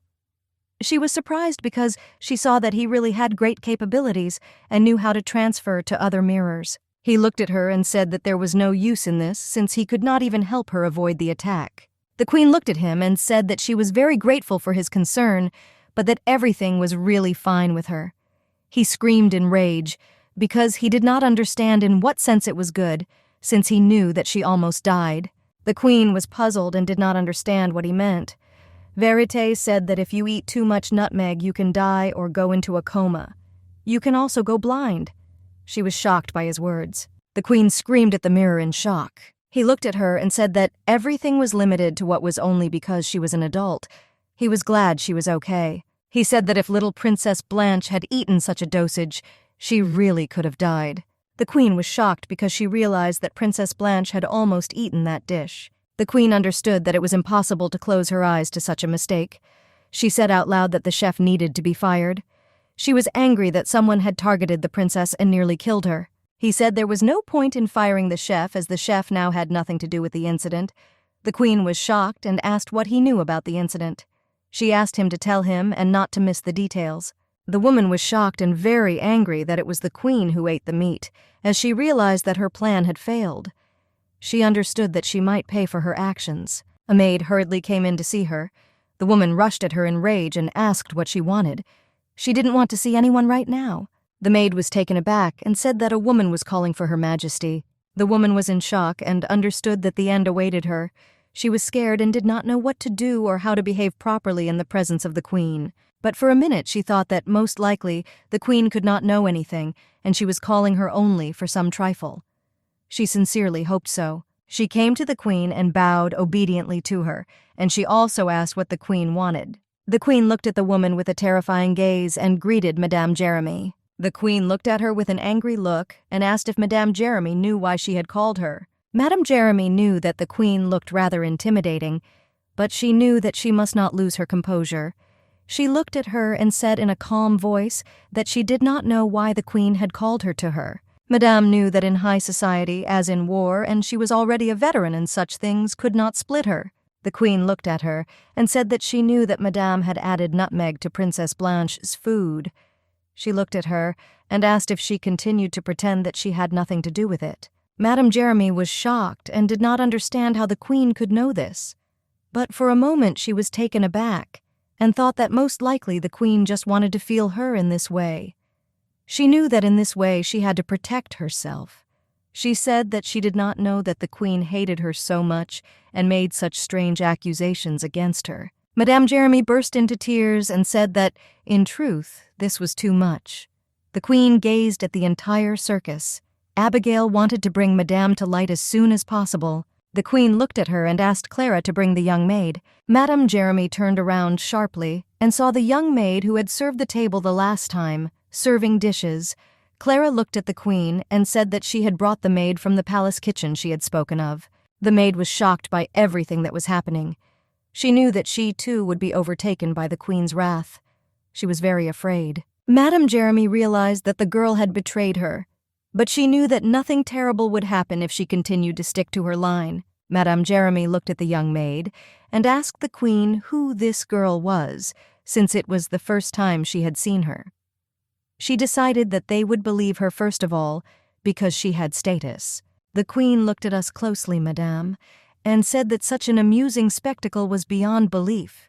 After all, she added nutmeg to the dish right in front of the young maid. Madame looked at the queen with tears in her eyes and said that she really knew nothing about it. Madame Jeremy tearfully asked the queen if it was really not enough for her to replace her as the princess's governess.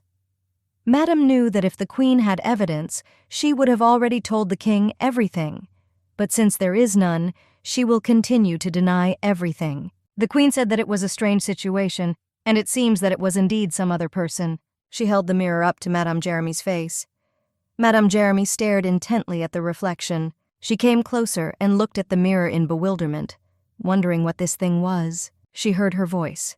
Madame Jeremy then said that she wanted to return everything to normal, and the maid, in turn, asked her to hurry up, since she should not serve the dish before it cooled down. She saw her reflection, and what she did then, she heard her voice, and what she then told the maid to serve the dish to the princess. Madame Jeremy collapsed to the ground in shock.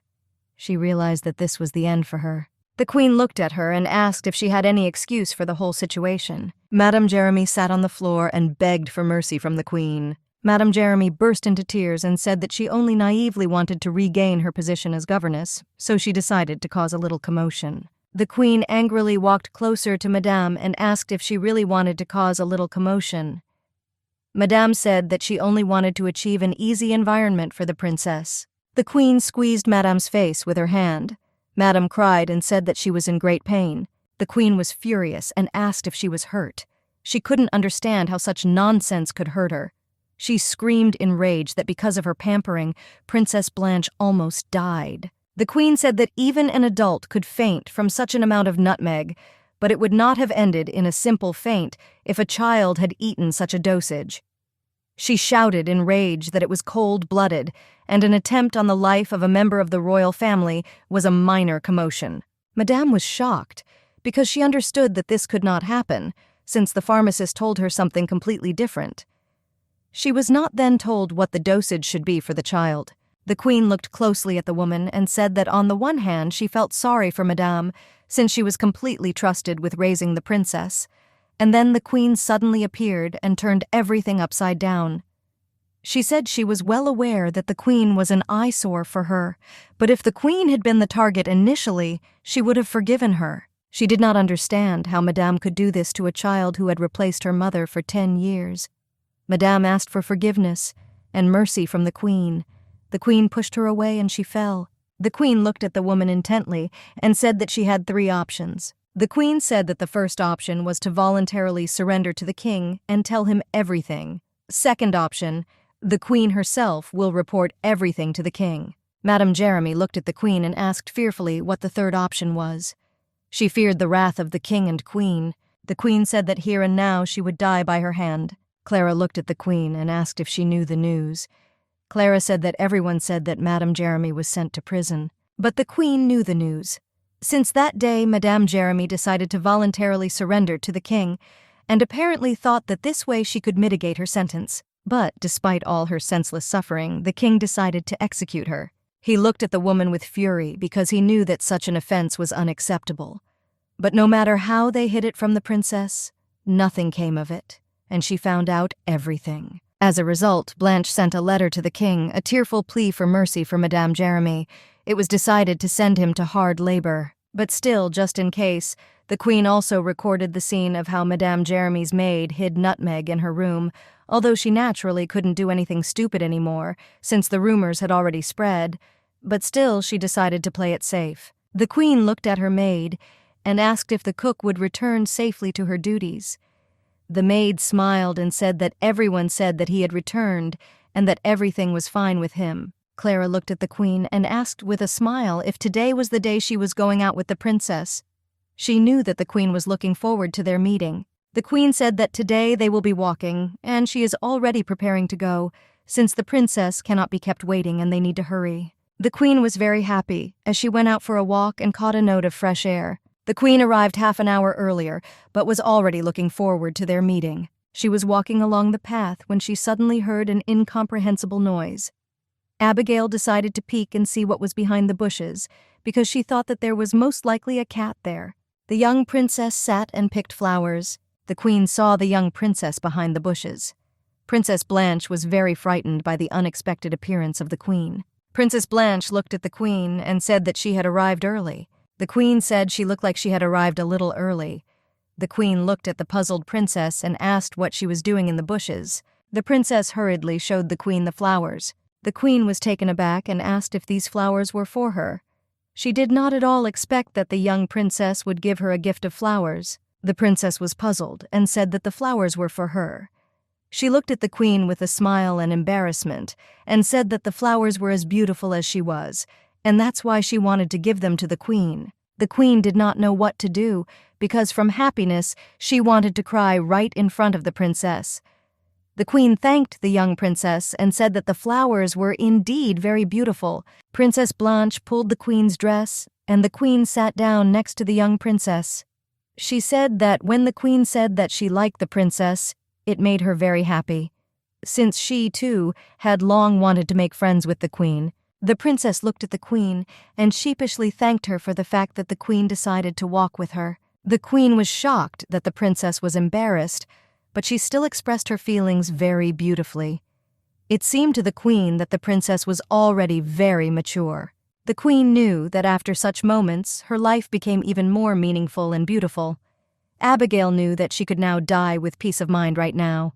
The princess was in shock and did not understand why the queen was crying.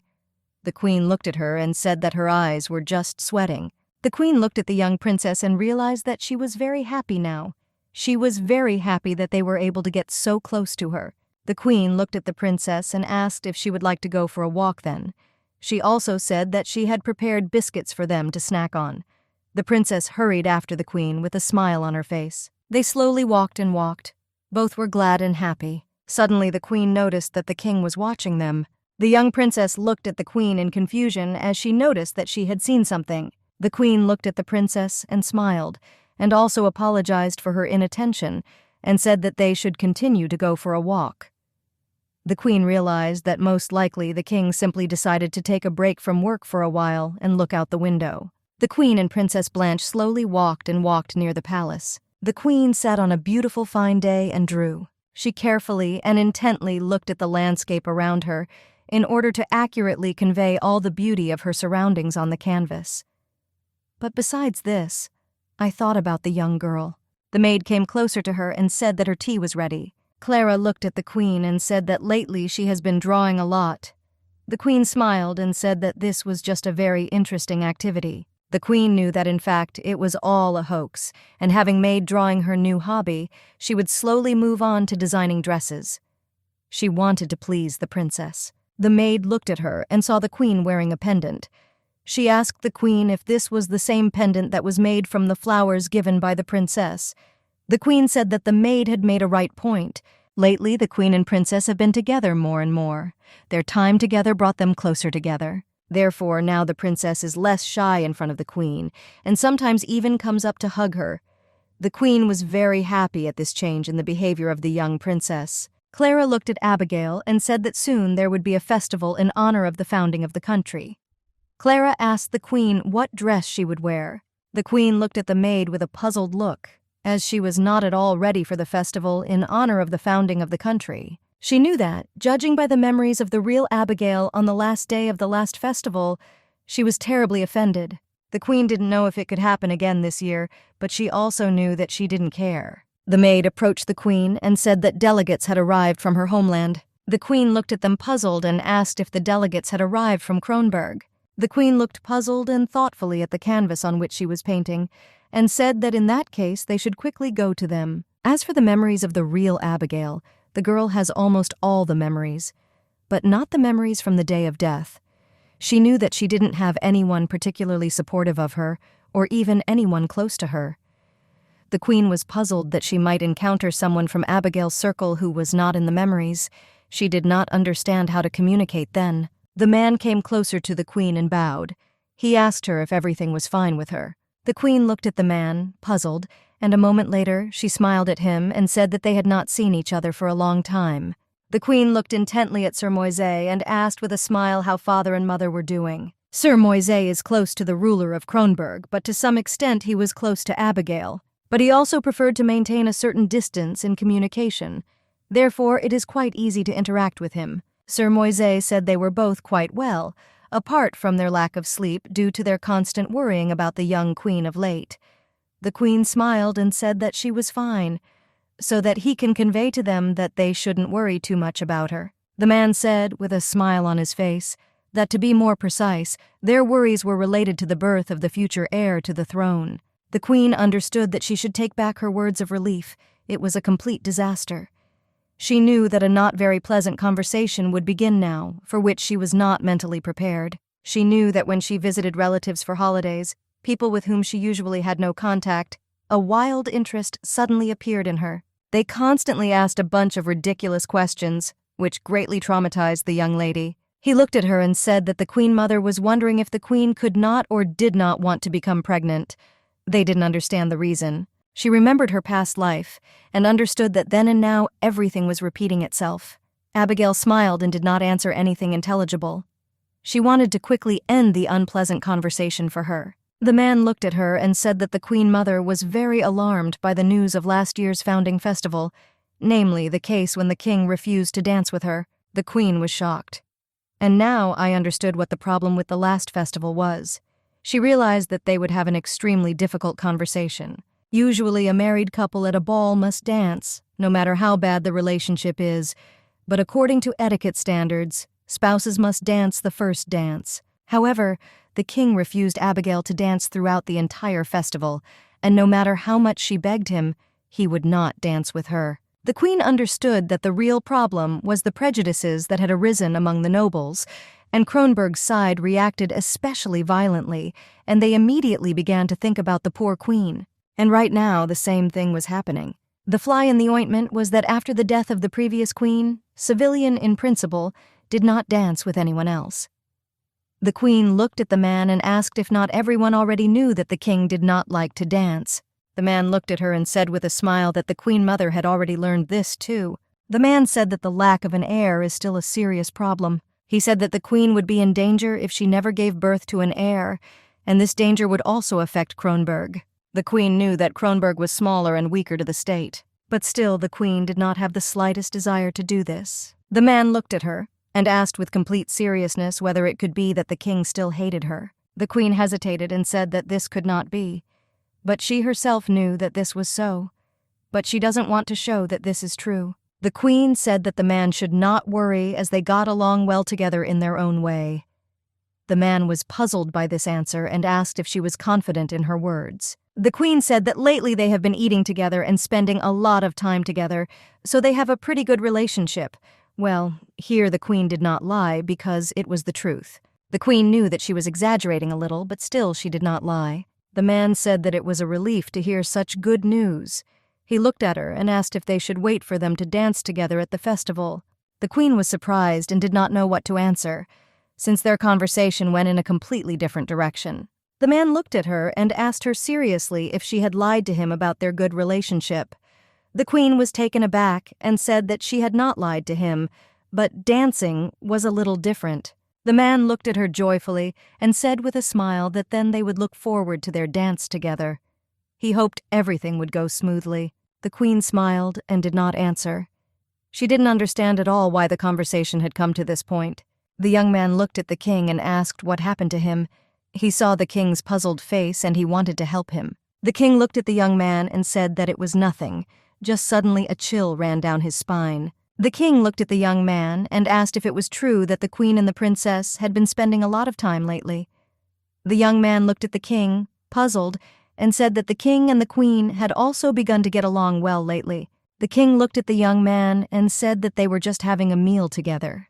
He looked at him and asked if he was the one who so ardently supported the idea of sharing meals with the princess. The young man said that it was certainly good for the king himself to get closer to the princess. However, he added that he still does not trust the queen. The young man said that although the culprit in the recent incident with Nutmeg admitted to what she had done, it still seemed strange to him that some kind of plate with a dish came across to the queen. The king looked at the young man and said that he did not trust her completely. However, since the criminal was found, he thought that blaming the queen for everything in the world was already too much. The young man looked at the king, puzzled, and said that he was right and asked for forgiveness. The king said that he would no longer act in the interests of the queen, so there was nothing to worry about, since he did not have any warm feelings for her. He had only one curiosity. He was wondering why she suddenly warmed up and began to show a lot more feelings. They walked leisurely through the palace when suddenly a servant ran up to them. The servant was a little puzzled and said that the queen was asking for an audience with the king. The king was surprised as he did not expect the queen to ask for an audience. The queen looked at the men who had arrived and asked the king if everything was all right with him, and also thanked Sir Millard for his good service. The king looked at his wife and asked what brought her to his audience. The queen looked at him and smiled. She said she needed to talk to him alone. She asked with a smile if he had a minute. The king looked at her and said that of course they would talk in private. He asked his subordinate to leave them alone. The servant looked at the queen in disbelief and said that he would leave them. The servant slowly left them and walked closer to the palace. The king looked at her and asked what she wanted to talk to him about. The queen was puzzled and did not know where to start the conversation. The queen looked at her king and asked if he could dance with her at the upcoming ball. The king was surprised by his wife's request. The queen said that she knew that he did not like to dance very much, but there was a small problem, and she needed him to dance with her. The king was puzzled and asked what happened. The queen said that a delegation had arrived from Kronberg. After her words, everything became clear to the king. The queen said that her paternal relatives seemed to think that they were not having a child because they had a rift.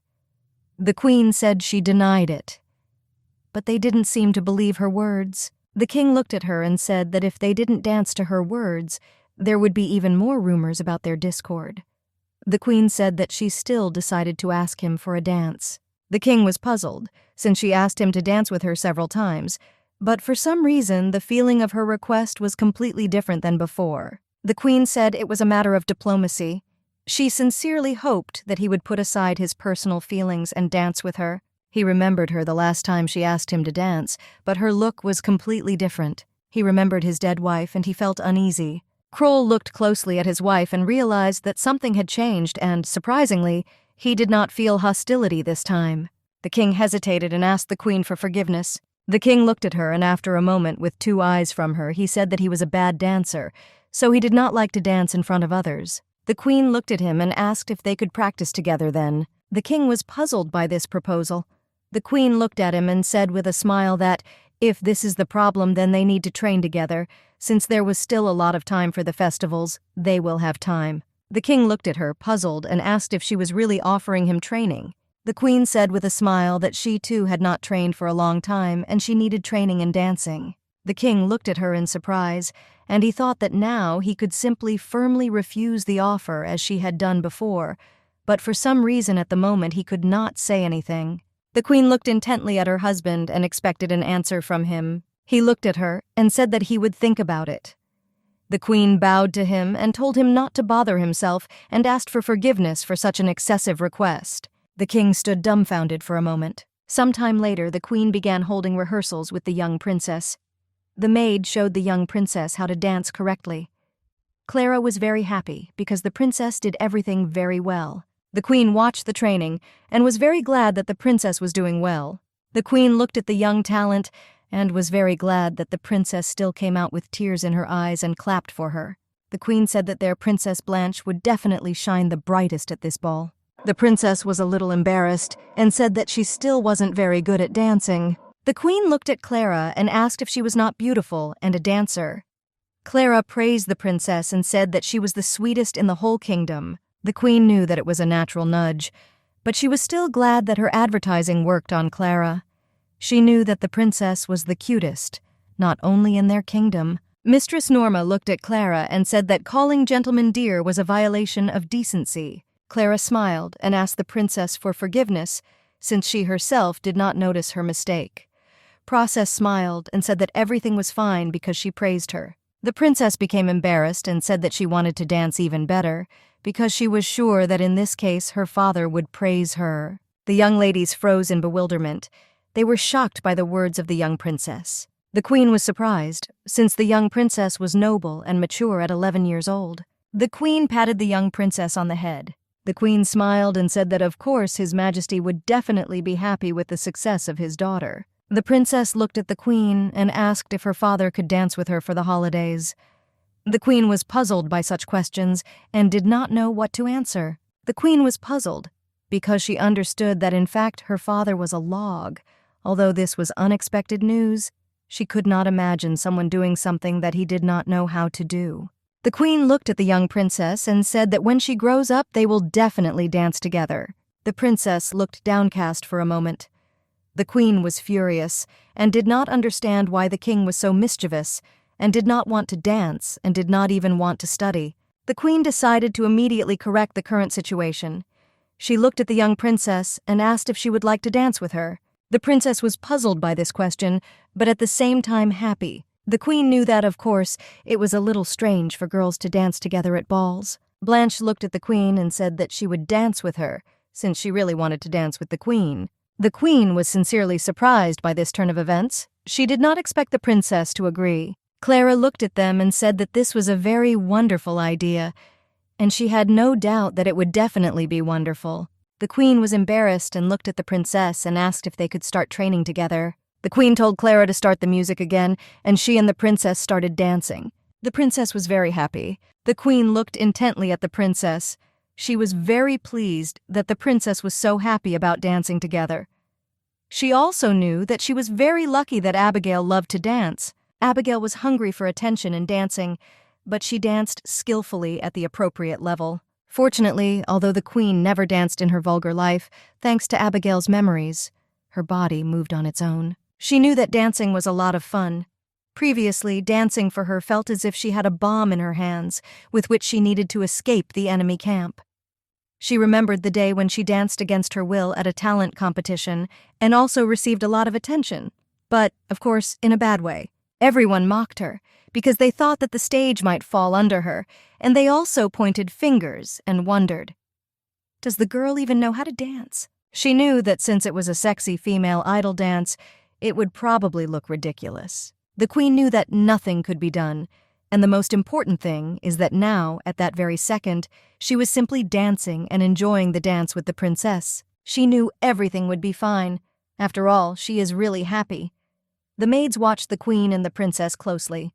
They saw how the queen and little Blanche rejoiced. Clara looked at them and said that they looked simply amazing, and Blanche was the most beautiful of all. She said that everyone on the floor would be delighted with their dance. The queen smiled and thought that they were not so beautiful. She looked at the mirror and mentally asked if he had captured such beautiful moments. Clara looked at the queen and princess and asked why don't they wear matching dresses since it was such an event. She said she was sure it would be very beautiful. The queen and princess looked at the maid, puzzled. The queen realized that her maid was simply a genius. Abigail looked at the princess and asked what she thought about this. The princess looked at the queen and said that she agreed. But since she was not very knowledgeable about beautiful clothes, she would like the queen to choose the outfit. The queen was shocked. But more than that, she could not believe that the princess would wear the dress she had personally chosen, and she will spin around in it, around the hall with her. The queen looked at the princess and realized that she could personally create the design herself. Looking at the queen, the princess apologized for causing so much inconvenience. The queen was puzzled and said that she was not causing her any inconvenience at all, and that everything was fine. The queen looked at the princess and said that it was the other way around, and she would be happy to prepare a dress that would suit her perfectly. The queen looked at her and asked if she could tell her what style she liked. The princess smiled shyly and said that she would definitely tell her. The queen knew that nothing could stop her anymore. She wanted to give all of herself to be sure to win such a sacred game. She really wanted to make the dress the most beautiful at the festival. The queen looked at the sketches of dresses. She looked puzzled at all the sketches and asked her friend what would suit the princess better. He was surprised and looked at the queen and asked if his opinion mattered. He knew that the queen would say anyway that Blanche would look great in anything. The queen looked at him and said that of course he would look great in anything. Verité looked at her and said that it was a very difficult case. The queen said that if he argues with her, then it is better for him to leave and play somewhere. The queen had a ton of options in her head, but she knew that a design that was too ahead of the times would certainly be difficult to live with. She stared at the sketches and a wonderful idea came to her mind. She wanted to use a corset to emphasize her narrow waist and full breasts, while the dress adds volume to the skirt. However, she knew that she did not want to actually push little Blanchette into the corset, since the corset causes a lot of pain, even for adults.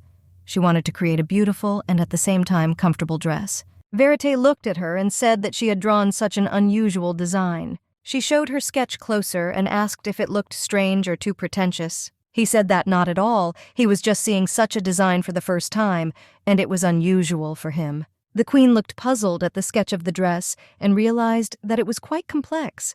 The queen said that she drew a lot of different things. So, first he will try to show sketches of the princess. She was sure that she would definitely like something. She looked at him and asked if he had seen how she and Blanche danced because she thought that the spectacle was quite cute.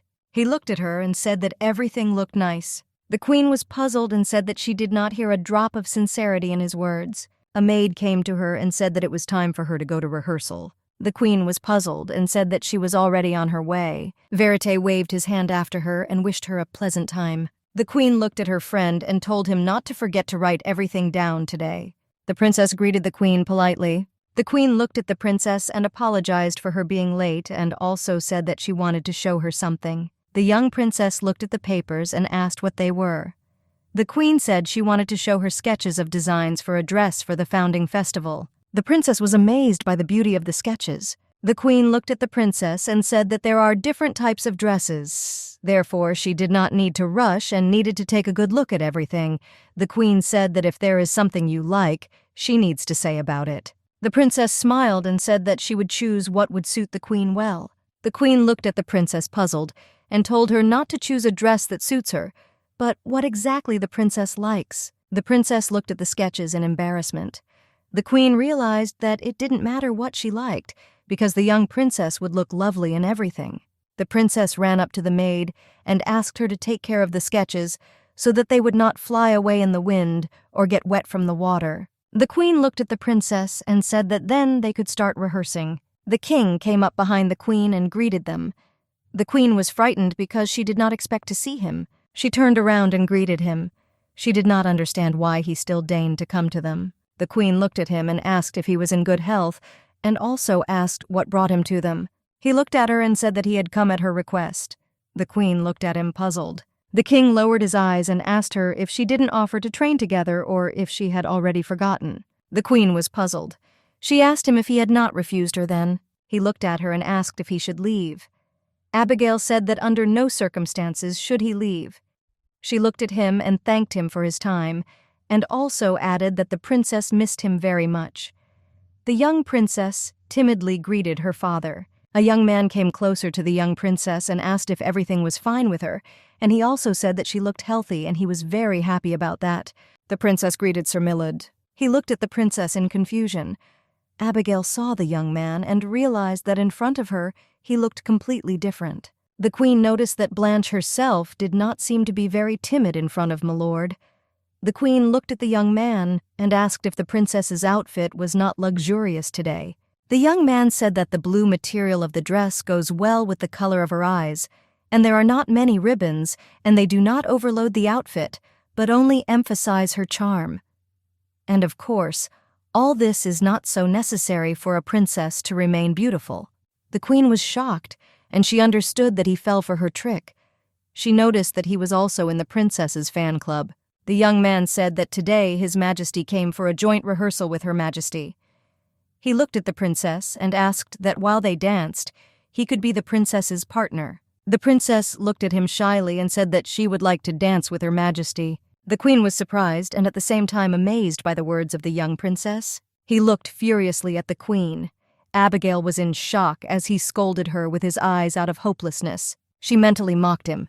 Mentally, the queen said that if he was so jealous, he could dance with Civilian. The king stood between them and looked at them. He did not understand what they had done here. The queen looked at the princess and asked why not dance with her, but with his majesty. The princess was shocked by this proposal. The queen said that she thought that all her subjects would be absolutely delighted if they danced together at the festival. The queen looked at the young man and asked if she was wrong. My lord looked at the queen and said that he also thought it was a very great idea. The king looked at them, puzzled and questioning. The king looked away and asked what had even started here. He didn't understand why he should suddenly dance with his daughter. The queen looked at him and said with a smile that there was nothing wrong with him just practicing today. He looked at her, puzzled. The queen said that this is why he came here. The king looked at her puzzled but still agreed and asked the princess to join him. The queen noticed that the young princess was uncomfortable. The queen said that they could then dance a little more again tomorrow, and the day after tomorrow, she looked at the young princess and said that they could dance as much as they wanted. The princess timidly agreed to dance with her father. He slowly took her hand and they started dancing. Everyone looked at them, puzzled. The queen noticed that they were as awkward as possible. She did not understand what had happened. She noticed that the princess was more shy in front of her father than in front of her. The musicians started playing music. The queen was puzzled and did not understand what the king was doing. Moments later, she remembered that he had said he couldn't dance. The queen decided to help them a little. She said she would help and set an example. She also asked her maid to be her partner. Clara and the queen slowly began to dance. The queen looked at the king and said that the dance was only simple and repetitive movements, so they should cope. She looked at him and asked if he remembered all the movements, or should she show her again. The king said that this was quite enough. Slowly, the king and princess began to dance. The queen was puzzled because she realized that the king was a surprisingly good dancer. The young princess accidentally stumbled and fell. Everyone was shocked. They quickly ran up to the princess and took turns asking if she was okay. The princess was scared and asked her father for forgiveness as she had made a mistake. The queen looked at the young princess that she had accidentally tripped, and the king looked at the princess and asked if she was okay. The queen and princess stood and looked at the king in bewilderment. The king came closer to her and asked if she had made a mistake. The princess said in a trembling voice that she was fine. He looked at her and said that in that case it was good. The king looked at her and said that if she was okay, then they could continue the rehearsal. The queen knew that everyone was scared for the young princess, but they were also all surprised that there were no reproaches from the king, and it seemed like everyone had seen something like this for the first time. So, we were very surprised, and the king resumed the dance as if nothing had happened. The princess looked at her father and asked forgiveness for being too inept. Kroll looked at her and said that with such a composition it was easy to make a mistake, and this was not skill at all. He looked at her and said that she just needed to practice a little more. The queen looked at the king in shock. She did not understand how he could say such a thing. The queen approached the princess and asked if she could rest a little, since she and the king needed to rehearse a little. The princess slowly retired to rest. The queen knew that now she would have a dance with the king. She saw his expression and realized that he wasn't even thinking about dancing with her. The queen looked at the king and said that if he was tired, then they could rehearse another time.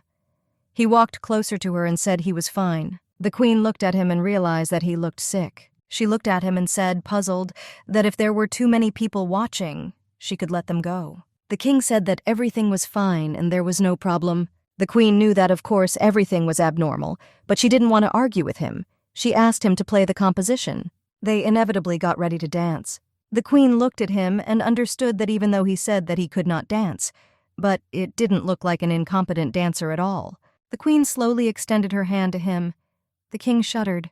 He walked away from her and asked her to stop. The queen came closer to the king and tapped him on the shoulder and asked if he was all right. He pushed her away furiously and told her not to touch him. He looked at her furiously. The queen was shocked by this behavior of her husband. Everyone present looked intently at the king. They were shocked by his behavior. The king asked him to excuse him and quickly left. The dumbfounded servant wanted to say something, but could not utter a word. He looked at the queen and hastily said goodbye. The queen was in shock and did not understand what had happened. She stood for a moment and looked after the king. She was dumbfounded by her husband's behavior and understood that now she would have to resolve the whole situation herself. The queen looked puzzled and said that she had lost her partner. She looked at her maid and asked if she could dance with her.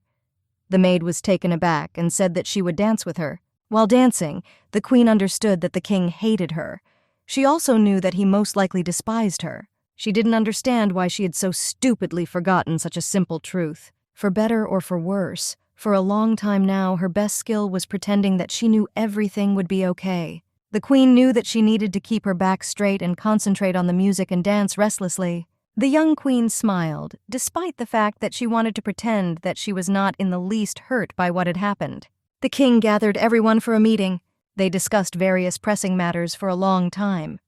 After the discussion, the king said that they needed to discuss a festival to celebrate the founding of the country. He looked intently at everyone present, but they irritated him greatly. One of the men said that he had prepared a list of honored guests for the festival. Duke Stoke smiled happily. The king briefly noticed that the Duke of Stoke looked particularly excited at the moment.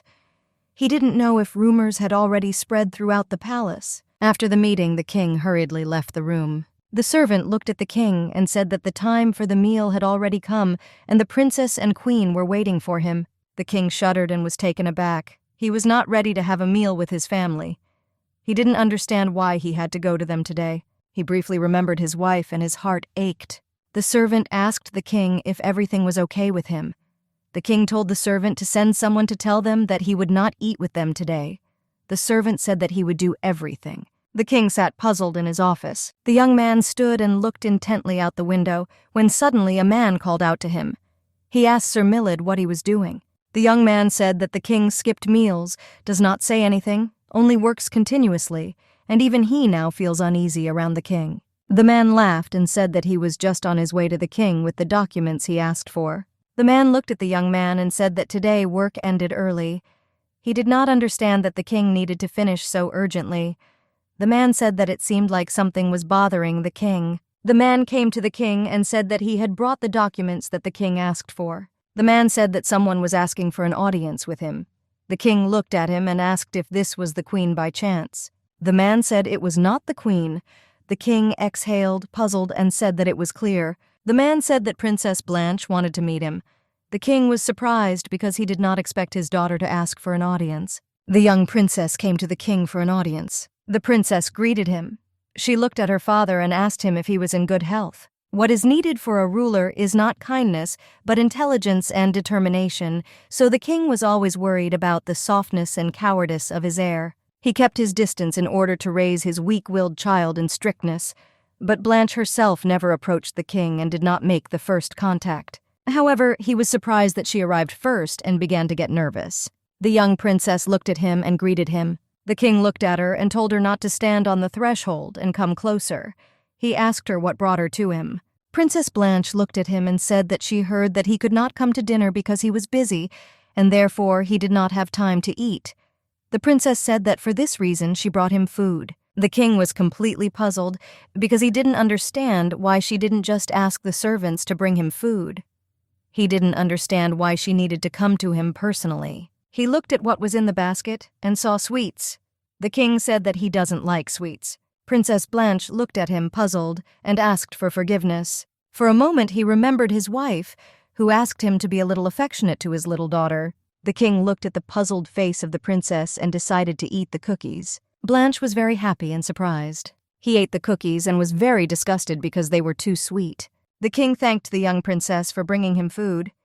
He wished he could tell her not to do that again. The princess looked at him happily and said with a smile that next time she would bring something different. The king looked at her puzzled.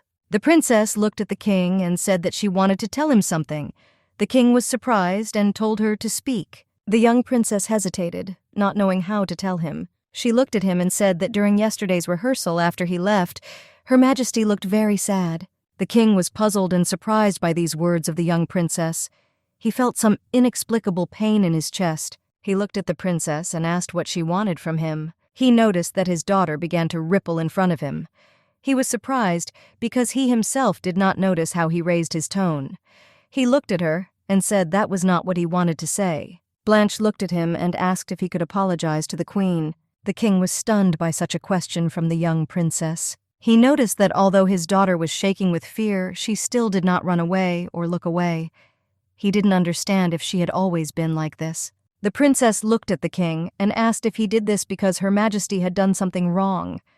The king said that there was nothing of the kind. The princess looked at him and asked why he treated the queen like that. The young princess became upset and began to cry. She said that the queen had done nothing wrong at lunch today. She just pretended like nothing had happened, but she was definitely sad. The king looked at the young princess and asked her why she cared so much about the queen. The young princess looked away from the king and said it was because she was her mother. The princess looked at her father and said that she would really like her mother and father to get along. The king was surprised by such words from the young princess. He did not expect that she would call her mother. The king said that he understood everything and would certainly apologize to her. The young princess was very happy and asked if he could come to dinner next time. The king looked at her and said that he would definitely come. The young princess was very pleased with her father's answer. The king looked at her and said that if she no longer had questions and requests for him, then she could go and rest. The princess obediently agreed, bowed to him, and wished him a good evening. The king was puzzled and did not know how best to apologize to the queen. The young man was very angry with the king and shouted at the queen to get a divorce. He didn't understand why the king came to the rehearsal and then suddenly became furious. Verite was furious and did not understand why he would beat others. The queen laughed sweetly. Her friend was puzzled and did not understand why she was laughing. The queen said she just liked that he was angry with her. He shouted that of course he was angry, since it was very creepy and unfair to her. The queen said that she completely agreed with him, and she needed to scold him well. The young man looked at her and said that the king was simply very bad. He looked at her puzzled and said that he was serious about the divorce, and she needed to think about it. The queen looked at him and said that it was a political marriage. She didn't know if it was possible to get a divorce so easily. The young man said that if she wanted, he would find a way, since he had studied human history, and there were already precedents for the dissolution of political marriages.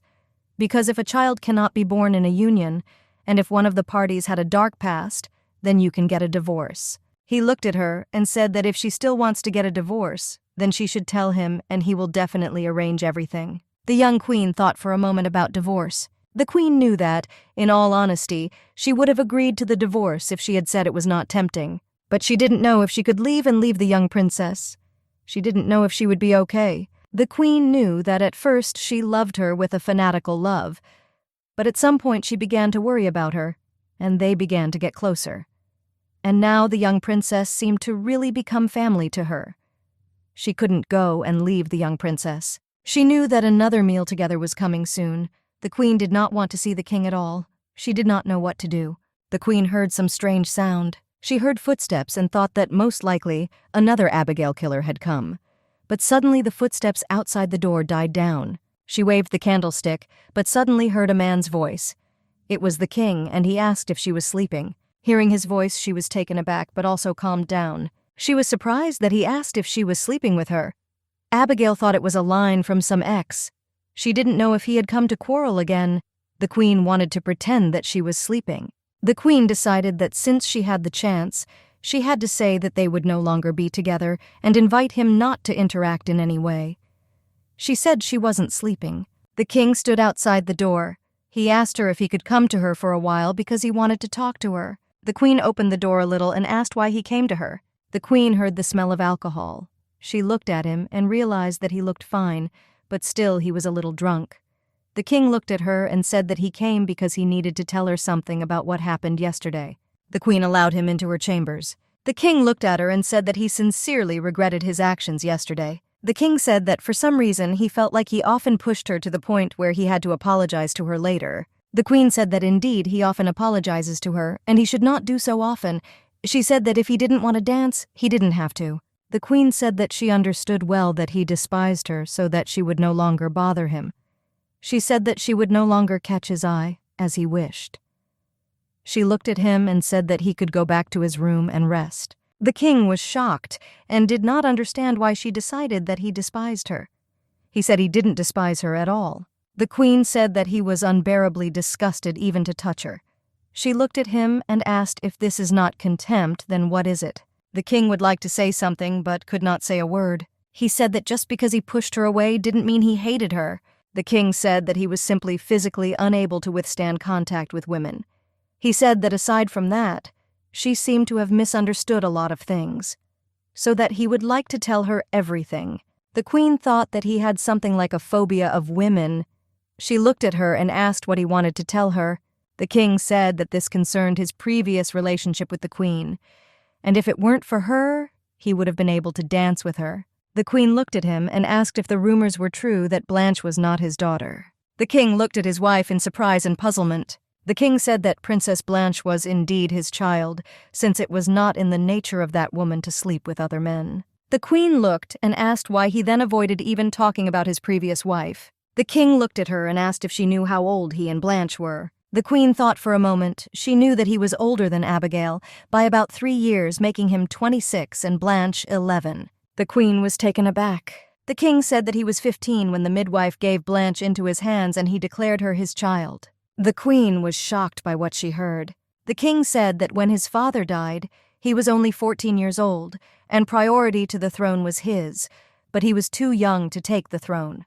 The king said that everything is fine now, but as a child, he was very sickly, and a couple of times he even found himself on the verge of death, and therefore his mother was always afraid that he, being so frail, would die and his birth would be interrupted. She always told him that he needed to have a child, as it was his royal duty. The king said that perhaps his mother did not expect that he would grow up healthy, and his wife probably thought so too, because she was a friend of hers, and more vain than anyone in the world. By giving birth to an heir, the young queen was able to strengthen her own position, so when even the king was suffering from a fever, conceiving a child was more important to her. The king felt very bad, but still the young queen asked him to be patient a little, as he had to do his duty. The king said that since then, physical contact with women has been unbearable for him, and therefore the blame for his inability to dance with the queen lies entirely with him. The king looked at her and asked for forgiveness for not being able to tell this earlier. The king said that this was all ridiculous, since he was a king, but he was afraid of completely natural things. He said that if she was disappointed in his inadequacy to the status of a king, then he would understand. The queen said she was not at all disappointed.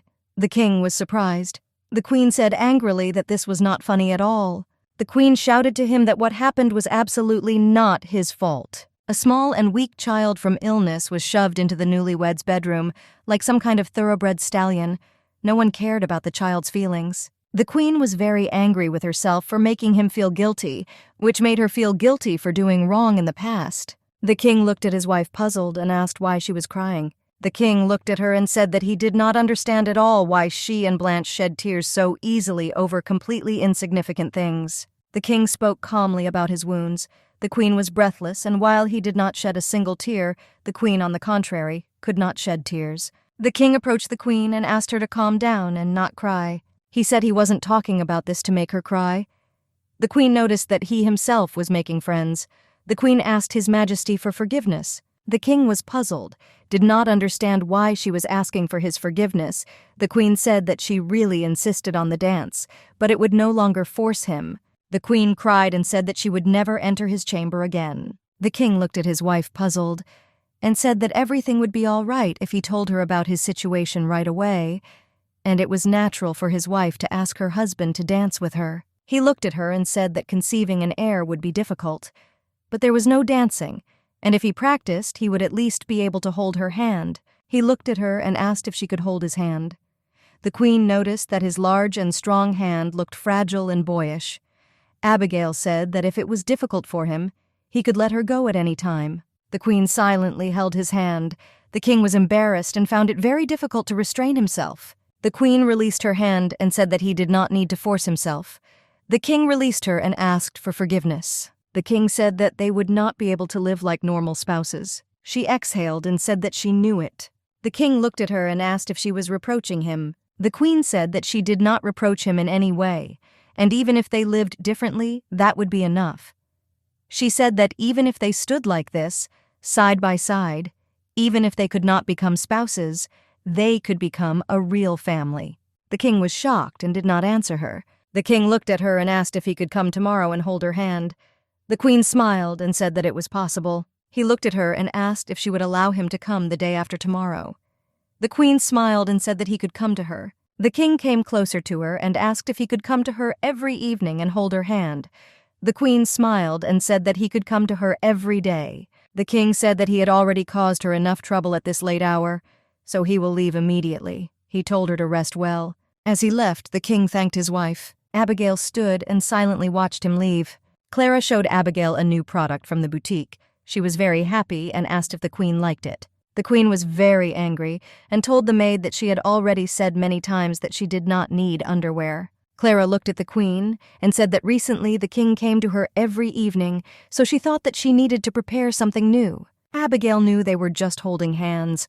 However, even if she says this, no one will believe it. The king actually came and trained every day holding hands. The queen herself was sometimes nervous from the way she felt a slight trembling, but as a result of such special training, they can now hold hands for as long as 5 minutes. Clara shouted that if the queen wore such underwear, the king would stay with her for a long time, right up until the morning.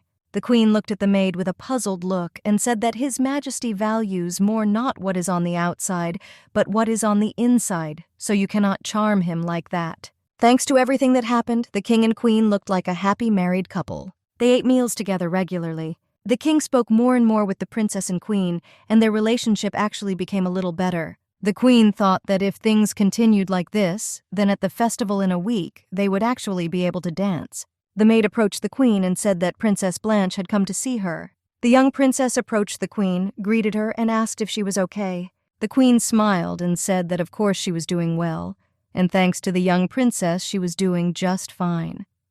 The queen smiled and asked what brought the princess to her today. The princess looked at the queen shyly and said that she had chosen the dress from the designs she had drawn. The task queen didn't look at the design the princess had chosen. She thought the princess would choose a more conventional design.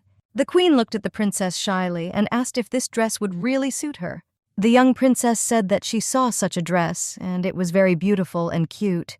She said she definitely wanted to wear it. The queen smiled and said that she would try to complete it as quickly as possible. The princess thanked the queen and said that her lesson would start soon, so she had to go. The princess looked at the queen and asked if it would be okay if she came to see her next time. The queen said that she could come whenever she wanted and wished a good journey to the princess. The young princess thanked the queen and hurried off to her classes. The queen called her maids and told them to call the most skilled cutters and tailors in the kingdom. Along with summer, the expected festival in honor of the founding of the country began. The young ladies were looking forward to the festival, but unfortunately the day turned out to be particularly hot, and they said that this day was the hottest in the last few decades. Everyone was surprised when they saw the beautiful Mrs. Karen. Everyone said that she was beautiful, as always. The young ladies greeted Mrs. Karen and asked if she would like to try canapes or tartare. Miss Karen said with a smile that she would try the snacks. The young ladies praised the young miss very much, and they said that the chosen dress suits her very well. The young lady accepted all the compliments because she knew that the dress was really beautiful since it was very expensive.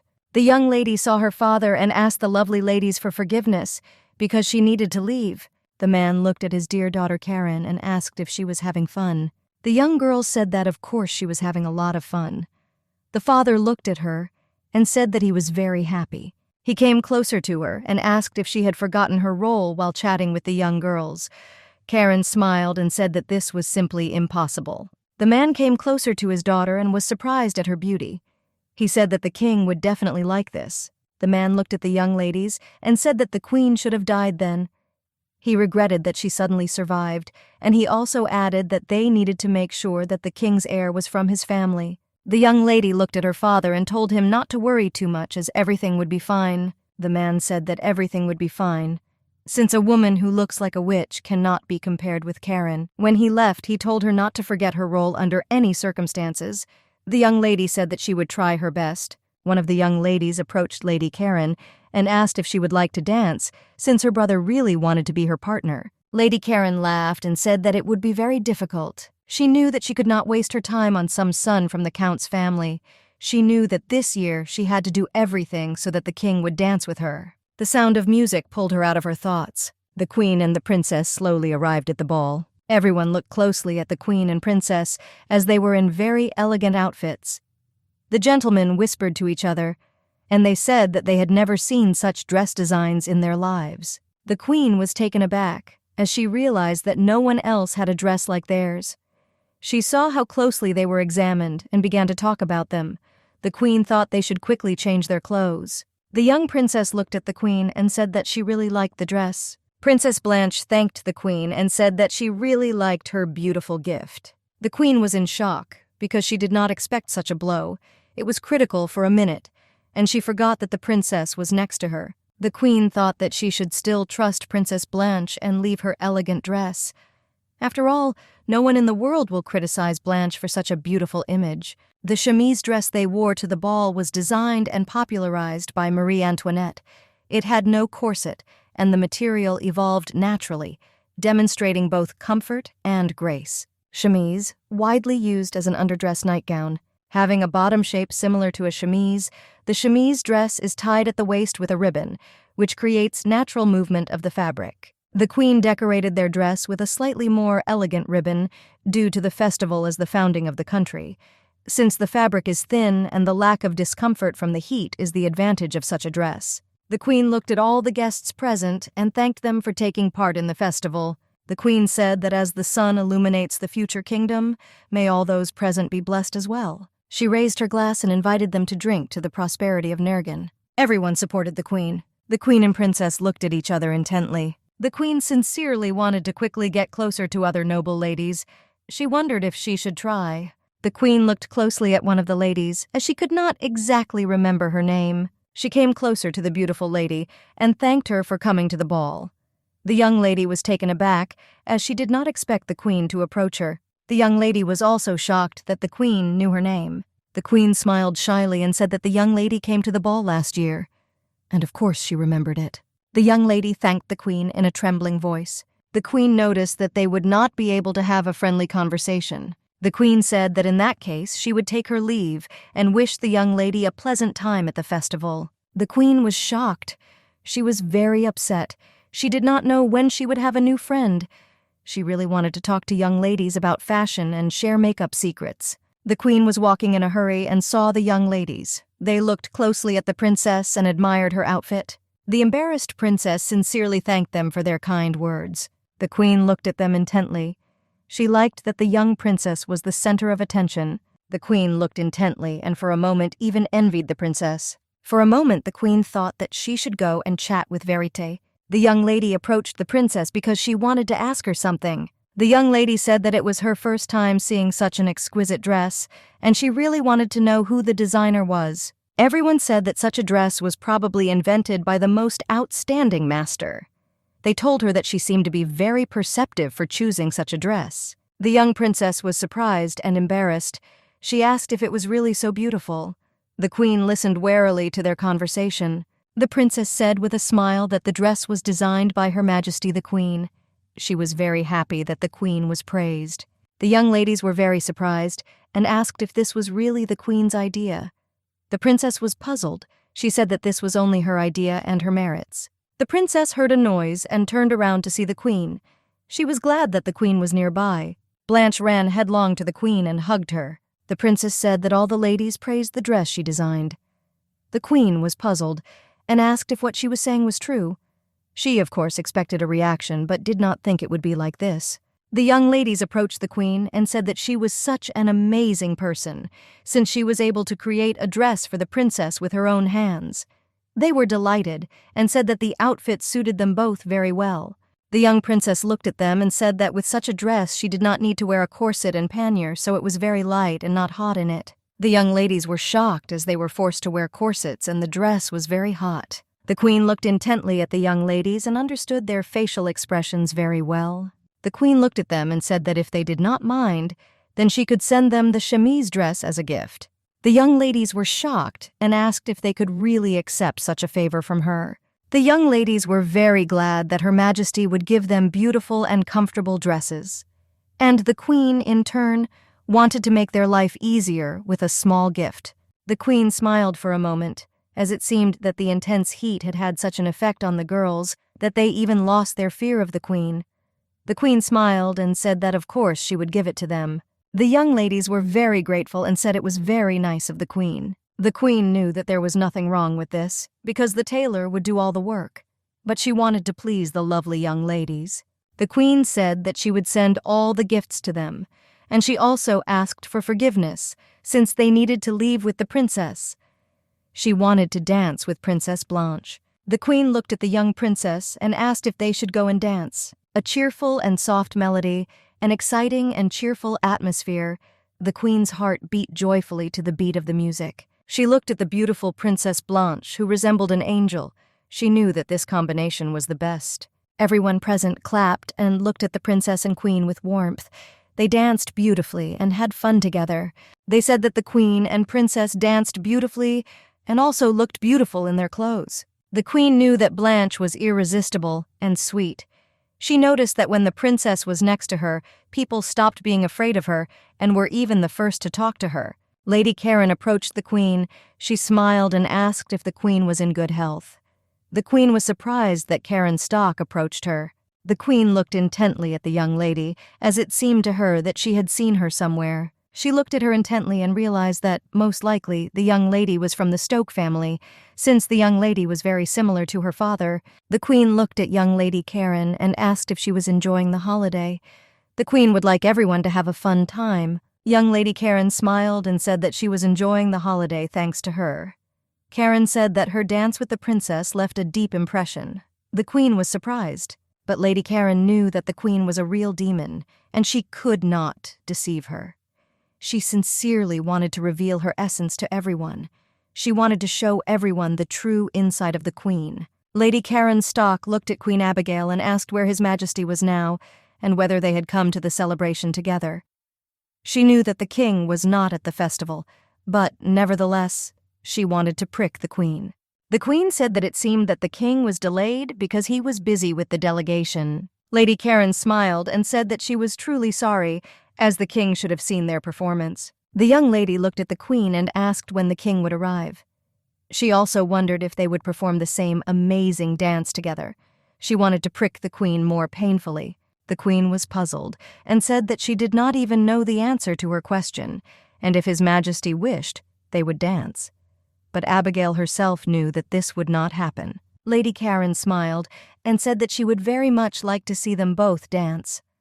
Lady Karen knew the relationship between the queen and the king, so she knew that they would not dance. Looking at the queen, young Lady Karen said that she was very sorry that they didn't get to see this last year. Everyone was shocked by the young lady's words. They didn't understand why she was saying something like that to the queen. Abigail wanted to get angry. She knew that everything would be fine if she even slapped the young lady. The queen looked at Lady Stoke, puzzled. She hesitated and did not know whether she should say what she intended. The queen walked closer to young Lady Stoke and said that she had something to tell her in person and that they had better move away. Lady Karen looked puzzled at the queen and asked in a trembling voice if she could not say it here. The queen looked at her and said that if she said this here, she would be very embarrassed. Lady Stoke looked at the queen in puzzlement and fear. Lady Stoke and the queen successfully retreated to an inconspicuous place. The young lady noticed that they were approaching a place where no one was there. She thought that most likely the queen wanted to get rid of her so that no one would notice. After some words she said towards the royal family. The young lady smiled and asked what Her Majesty wanted to tell her. The queen turned around and called the young lady by name. Lady Karen shuddered for a moment. She was scared and did not know what to expect from the queen, since she knew about her difficult temperament. The queen looked at young Lady Karen and said that she was debating whether she should speak or not. She asked to be understood correctly. The young lady was very frightened and did not know what to expect from the queen. The queen quietly told young Lady Karen that she had some calf stuck in her front teeth. Lady Karen was shocked by the queen's words. The queen smiled and said that she was telling her that her calf was stuck, and there were so many to her will. The queen said that she didn't mean to say something that would embarrass her in front of everyone, and so she thought it would be more awkward if she left it that way. The queen showed the young lady a mirror and told her to look for herself if she didn't believe her. Lady Karen gazed at her reflection. She felt very awkward. A few minutes after she saw her reflection, she became embarrassed and covered her mouth. She asked the queen's forgiveness as she needed to leave slowly. She ran away in a hurry. The queen was shocked and screamed after the young Lady Karen. She thought that there was no need to tell her anything after all, but still she could not remain silent. Verite looked at the queen and said that she should not have said anything, and should have left the young Lady Karen to disgrace herself. He was saddened by Lady Karen's attitude towards Abigail. The queen said that of course it could be done, but still she is still very Yuna. The queen said that she should have shown leniency towards young Lady Karen. Verite looked at her and asked how she was going to live in such a cruel world. The queen smiled back at her friend and asked what she should worry about when she had such a wise mirror at her side. She was grateful for all his help. Her friend was taken aback and said that it looked like someone was hiding behind her. Verite was afraid that they might be exposed. The queen turned around puzzled. She was frightened and did not know if he heard what they were talking about.